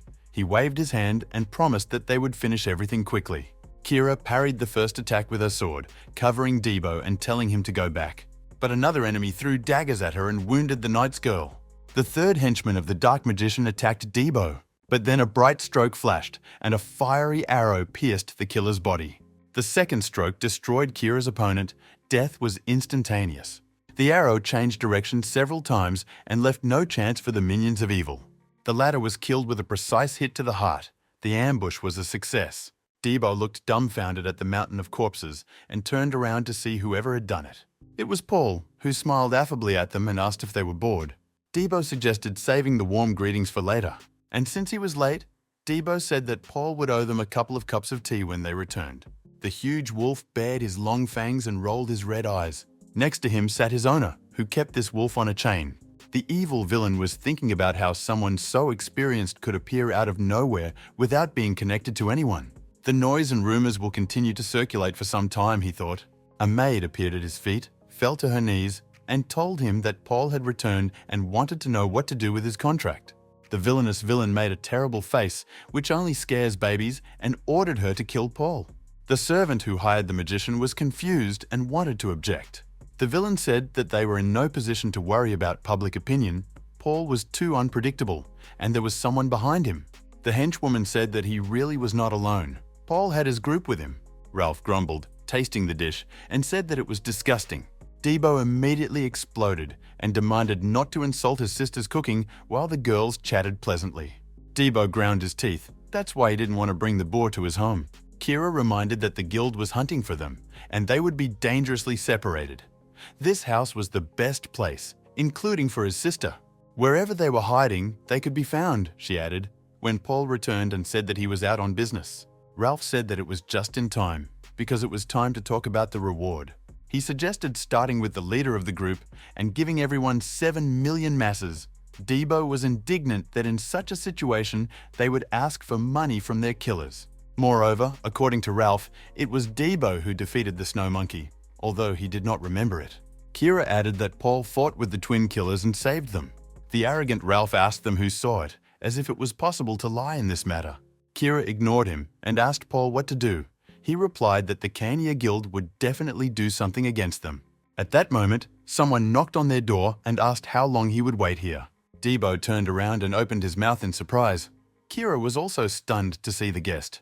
Abus asked Sister Debo to tell the scoundrel who had just arrived that he should hurry up. Larkana told Abus to correct this, and his voice then brooked no objection. Abus didn't think that the new guild would contact Paul and they would launch a raid before he could do anything. He was racking his brains over what to do, because if he did nothing, he would become a corpse. At that moment, there was a knock on his door, tearing him away from his gloomy thoughts. It was Paul who came himself and laid out his circumstances. He announced that he had a contract for 50 million masses. Abus pretended that he did not understand why Paul had come, and he replied that if there was nothing more to say, he would simply leave. Abus grimaced and pulled out of his pocket a prepared envelope with a contract for 60 million. This was even more than Paul had originally asked for. Of course, Abus did not know that another guild was trying to kill the magician. After they became partners and signed a contract, Paul laid it all out that Kanya had sent assassins and set a trap. More than 100 people died at the gate, and Abus was horrified by such methods and how the guild tried to remove witnesses. But this gave him a good trump card in his hands in order to eliminate his competitors. Paul understood from the expression on his face that Abus was happy about such news. He reminded Ebisu that this evidence could easily be rejected. Abus did not doubt this, but believed that he could easily manipulate public opinion. Other guilds also needed to find the culprits. But Paul declared that there was still a way to destroy their common enemy. Instead of depriving them of their position, you can simply wipe them off the face of the planet. Paul said that while everything can be kept secret, the followers of the Dark Magician themselves will make the first move. They then met with a representative from the Kanaya Guild, and Abus told her that he had come to apologize. He said that there was a small misunderstanding between him and Paul due to his youthful impulsiveness. Paul is an official partner of the Garpor Guild, Abus said, and announced that he was taking him to his place. The villain's henchwoman said that in this case, she would not be able to pay him the promised reward. Abus added that thanks to this incident, he was able to rethink the value of human life and will now treat people differently. He said that now he will have experienced soldiers so that this does not happen again. Of course, every member of Paul's squad will have experienced security because the work was also excellent. So from now on, if anyone wants to harm Paul, they will have to deal with the entire Gapor guild. Abus smiled contentedly, looking at the confused face of the Dark Magician's henchwoman. When Debo heard the amount Paul signed the contract for, his jaw dropped. He asked him what kind of magic he used to do this. Kira noticed that they were now protected by bodyguards. Ralph, who valued money more than anything else, was the most happy and said that Paul was very good at doing business. Ralph added that now we just need to get rid of the useless ones, and he himself is the best priest in this city. He could not only heal, but lead everyone into battle, said the smug Ralph. Then he looked at Debo, who had been grumbling all this time, and pointed a finger at him.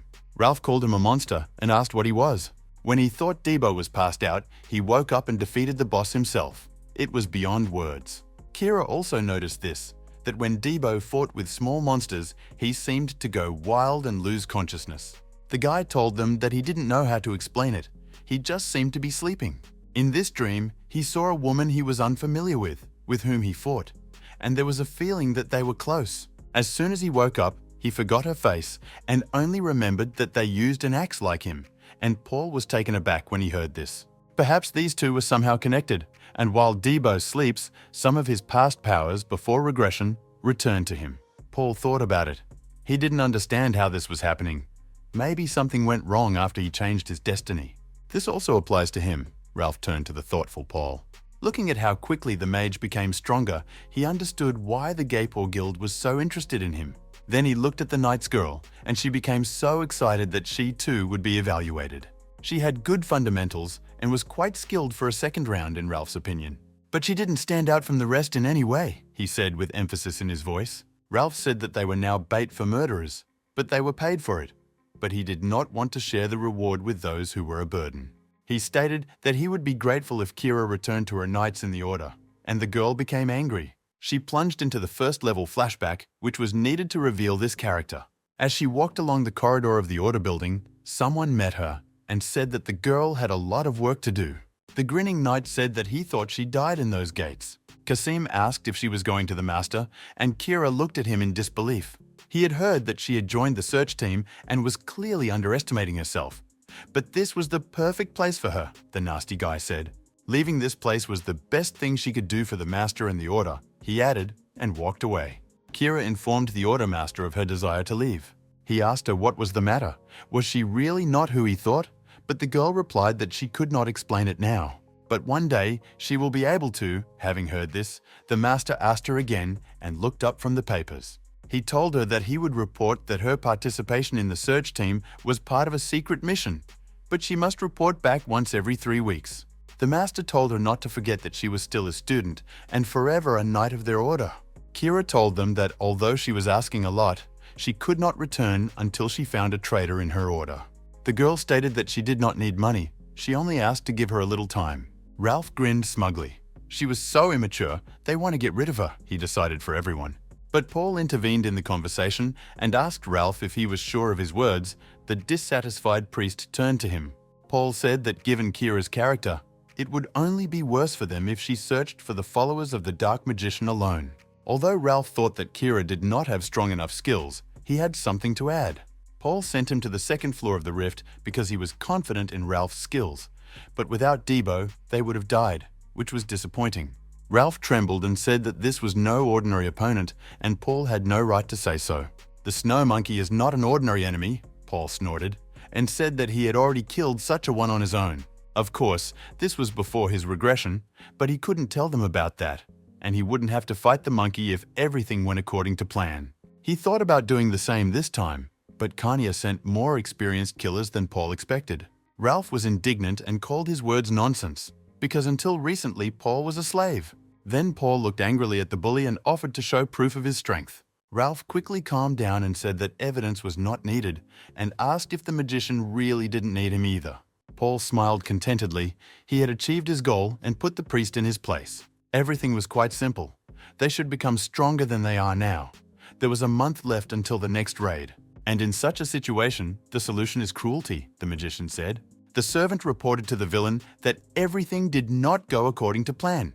The Gapor Guild intervened in the matter, and if you fight with her, it will attract everyone's attention. The villain thought about how much they knew. The negotiations from the very beginning were a farce, he realized. The servant was not sure of this. Only the killers could have this information. Even the spy told them a little. The villain said that the Gapor should not be a problem. It would be easy to destroy them when that day comes. Their enemy is the Maple Association, like 8 centuries. Everything was exactly the same. The knights with the Empress at their head, the Seekers, formed an alliance against the magician. But the villain had a bad feeling that Paul had done all this only with the support of the Gapor Guild. He ordered her to get more information about this trade guild. Like all villains, he sat and gave instructions, instead of getting down to business and killing his enemies. Ralph received a blow and fell on his back. They were fighting somewhere in the forest. Kira stood nearby, who was also breathing heavily, while Ralph was indignant, asking what kind of magician uses such methods. Paul carefreely approached them, as if nothing had happened. For him, this battle was an easy walk. As if mocking them, he suggested that Ralph try to land at least one blow. Paul promised that today's training would end if they could do it, and rushed towards them, with Ralph shouting to leave him behind. At this time, Debo was meditating on the sound of falling forest leaves. But the sounds of battle constantly distracted him, so he could not concentrate. The guy also wanted to train in combat and did not understand why he needed meditation. Paul told him to learn to forcefully use the power, which Debo caught in flashbacks from his alternate future. Paul himself was not sure that this was possible, but it would be funny if Debo could. Debo sighed heavily. He still doubted that this could make him stronger. In the evening, he was amused by Ralph's face, swollen from beatings and burns. Paul said that he calculated the difficulty to match the priest himself, and Debo laughed even more at this joke. They were worried about leaving Debo's sister alone, but since there was security here, the team could go to training. Then, the guy remembered something and told the magician that he would like to discuss it with him. He showed a letter and a relic, thanks to which he was able to escape last time. They had to be returned, but he did not know to whom. Paul noticed the cross ring tied to the seal. Debo saw the magician thinking and asked what was the matter. Paul took the letter for himself and said that he would sort it out. But for now, Debo should go to bed early. Starting tomorrow, he will also have to participate in training. Debo winced, and the beaten Ralph grinned. Despite the evening, Kira continued to train and cut down trees. She was very exhausted after a day of exercise with Paul, who didn't even break a sweat. But what angered her most was the face of Cassius, who dared to mock the proud girl. Since then, she has been trying to prove to herself that she has talent. Paul walked through the dark streets of the city, completely openly and alone. He went to the door and knocked, and then went away to wait until it was opened for him. He was greeted unfriendly, and Paul showed the letter, calling himself a postman. In the past, there was a case of gate destruction. The guild whose guild it belonged to sent a team to investigate, but never found the culprit. To everyone's surprise, the gate appeared not far from the place where it had disappeared, and was never destroyed again. Later, Paul realized who was behind this mysterious incident. And also, what were their true reasons? Meanwhile, he was taken inside.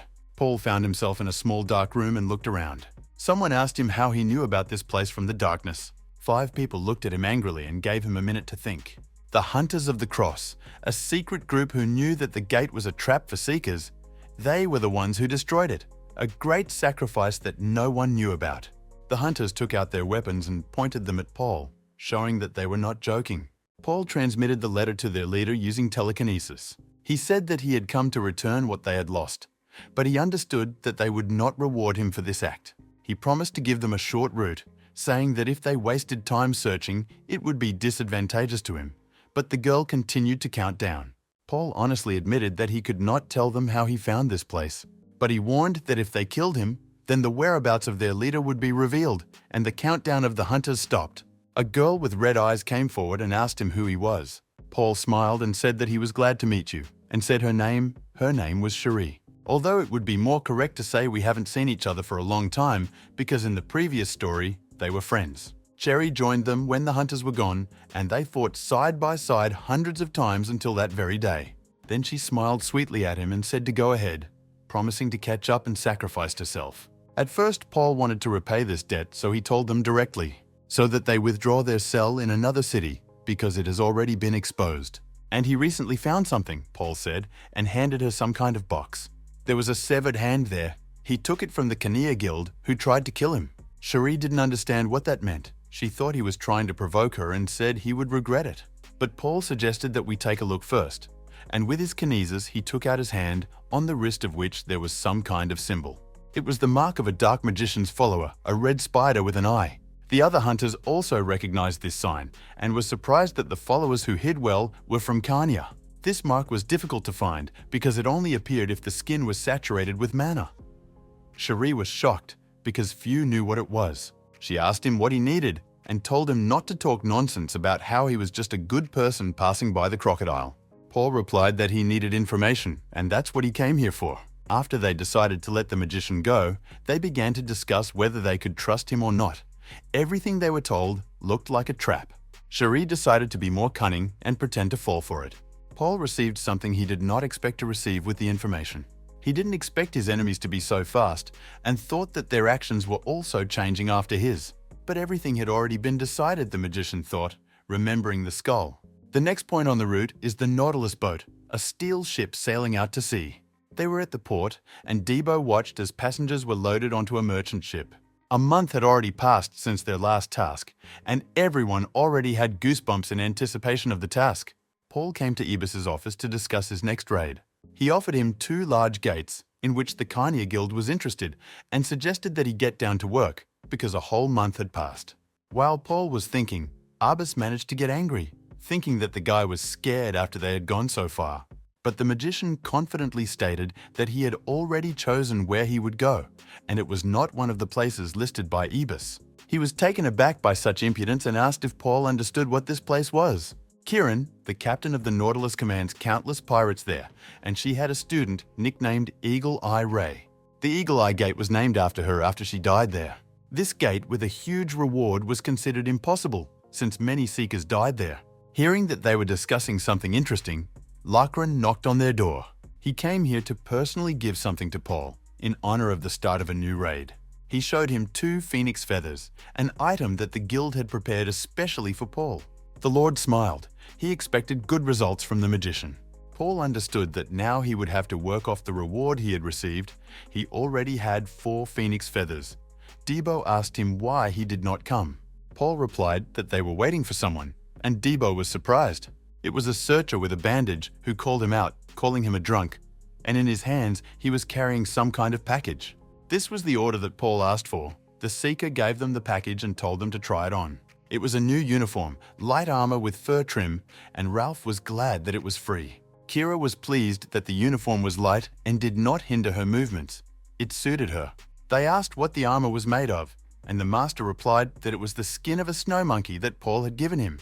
Debo remembered. Then Paul took what he wanted and didn't tell him anything. The master was aware of their exploits.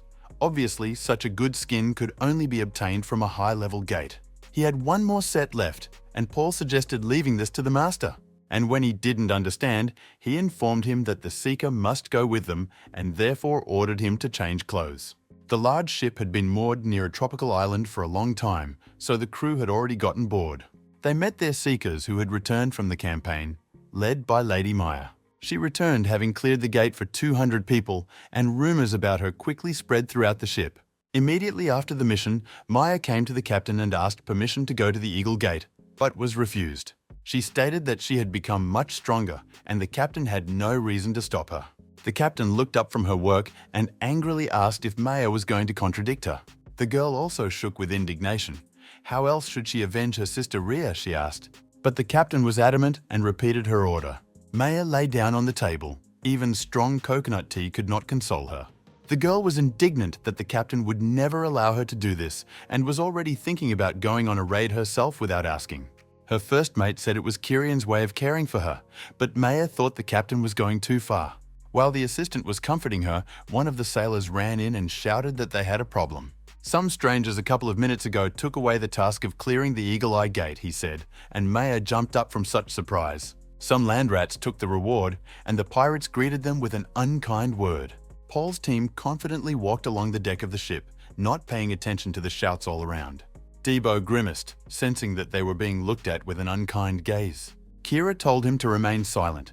They violated the established order on someone else's territory. It would not be surprising to catch a bullet after this. Usually, whoever took the task sheet is required to enter the gate. But if someone has their eye on them, the pirates do not do this out of respect. And the task they took belonged to Maya, who shouted at them, asking who they were. Paul answered her coldly that if she considered these gates hers, she should have been the first to take the task. The girl stated that she was waiting for permission, but Paul replied that he did not care. This was important for her, because her mentor, Captain Kirian Maya, said that nothing would work out for them because rewards are only for pirates. Those who are not them cannot take them if these gates are in the possession of the Nautilus. Debo snorted and laughed. Now he understood everything. The red-haired girl told him to stop laughing and return the reward. Debo grinned cheekily in response and said that he didn't want to. He introduced their crew as the Ibiru Pirates, which was the name of the master in the red bandage. Ibiru himself, who 5 minutes ago had no idea about such a status, became embarrassed. Maya said that you can't just call yourself pirates. There are a number of procedures. The captain must have a wooden leg, a parrot, a hook. Debo just smiled and said that they were real diligent pirates. How can they not know about the brave pirates of Ibiru, he asked, and the master in the red bandage again let out a nervous laugh. Ibiru is a real pirate. This could be understood because they got here and they are his crew. But then, another weirdo got into their conversation and said that there was only one pirate on their crew. That didn't count. It was Mr. Murat, another shady guy with an important look. Paul had never heard of him and stated that they were not breaking any rules. Murat said that since Kieran brought them to this place, she should be the judge. He asked them where the rest of the people for the raid were. Paul replied that all 5 were here. Murat was very surprised and considered them crazy. It was a gate designed for 70 people. Then he asked Paul's name, and he introduced himself, and rumors spread throughout the hall. Everyone had heard about the survivor in the red gate for 100 people. Debo pulled out his nose boastfully and said that everything was exactly like that. But the clueless, who knows who and where from, got into the conversation and said that it didn't mean anything because the raid was a failure. While her leader cleared the gate for 200 people, which meant that she was better, Maya feigned embarrassment. Then, Mura suggested moving to a compromise. Since they took the order first, then why not give up the remaining places to Maya? Debo snorted and said he would think about it, but Paul agreed. He demanded 100,000 per person, 10 people maximum. The redhead prepared the money. Although her assistant recommended waiting a little, Paul would just die anyway. He asked what about Kirian, but Maya replied that there was no time for that. She decided to ask for forgiveness later. The girl stated that she could never allow them to take away this gate. A dissatisfied Ralph pressed the magician and asked him why he said this. He was unhappy that they had only sold 10 of the 65 seats and suggested they change their mind. Kira reminded that there would be too many enemies, and among them could be minions of the Dark Magician. Ralph offered to destroy everything, but Paul could not change his mind. Now his goal was to prevent the death of the second student Kirian at the gate where the first student died. After such a loss, Kirian fell into shock and isolated herself from everyone, and then the Dark Magician's minions defeated the pirates. Paul received information that Kania had invested in Nautilus, which means they were acting according to their plan. He had to reduce the number of variables and reduce the use of mana, so as not to make the previous mistake. Ibiru listened to Debo and Ralph argue, and did not understand what he was doing here with this bunch of madmen. In the evening, there was a knock on his cabin on the ship, and he opened the door. Seeing the unusual guest, Paul hastily invited him to enter. It was Captain Kieran herself, the head of Nautilus, and Assistant Murat. He came to check something. And she asked Paul not to deceive whether he was a follower of a Dark Magician. She stunned him. Paul did not understand how she could know about the Dark Magician. The future had changed again. Murat noticed his surprise and suspected that Paul was connected with them. But the magician quickly replied that he simply did not expect to hear about the sorcerer from them, which meant that Kirian did not doubt their existence. The captain snapped that this made no sense and asked how he would prove that he was not one of them. Paul replied that he could not do this, but the captain came to him already knowing about him. Otherwise, she would have killed him long ago. This means that the Hunters of the Cross reported to her. This was the only connection. Kirian realized that Paul was an enemy of the Kania Guild. But this did not mean that he was her ally, and Paul said that he could become one because they needed something from him. Kirian knew that the followers of the Dark Magician were behind the death of her first student. and that they had already penetrated deeply into the pirate environment. She couldn't trust anyone except Murat and a couple of other people, and Paul realized that everything was serious. Kyrian knew that the minions were gathering again and that their target was Maya's. She was the icon of the ship. If the girl dies, Nautilus will be consumed by chaos, and even Kyrian will not be able to withstand it. She offered Paul a deal to protect Myers at the gate and offered an artifact from the treasury as a reward. Paul's squad entered the gate first, as expected. Debo shouted to the red-haired girl that they need not rush. The girl did not answer, only thoughtfully watching as the Seekers went into the gates she had dreamed about for so long. They found themselves in a huge cave. It looked cool but also dangerous, Debo told them. Kira reminded them that they were not on vacation and needed to concentrate. Ralph was still worried that they had sold few places. The first monster appeared in front of them. It was a cute dinosaur. Debo laughed. The beast looked silly and not at all dangerous. He told them to move away to get rid of him, but then it turned out that the dinosaur had a mother. Debo began to make excuses that they simply misunderstood each other, and a terrible roar filled the cave.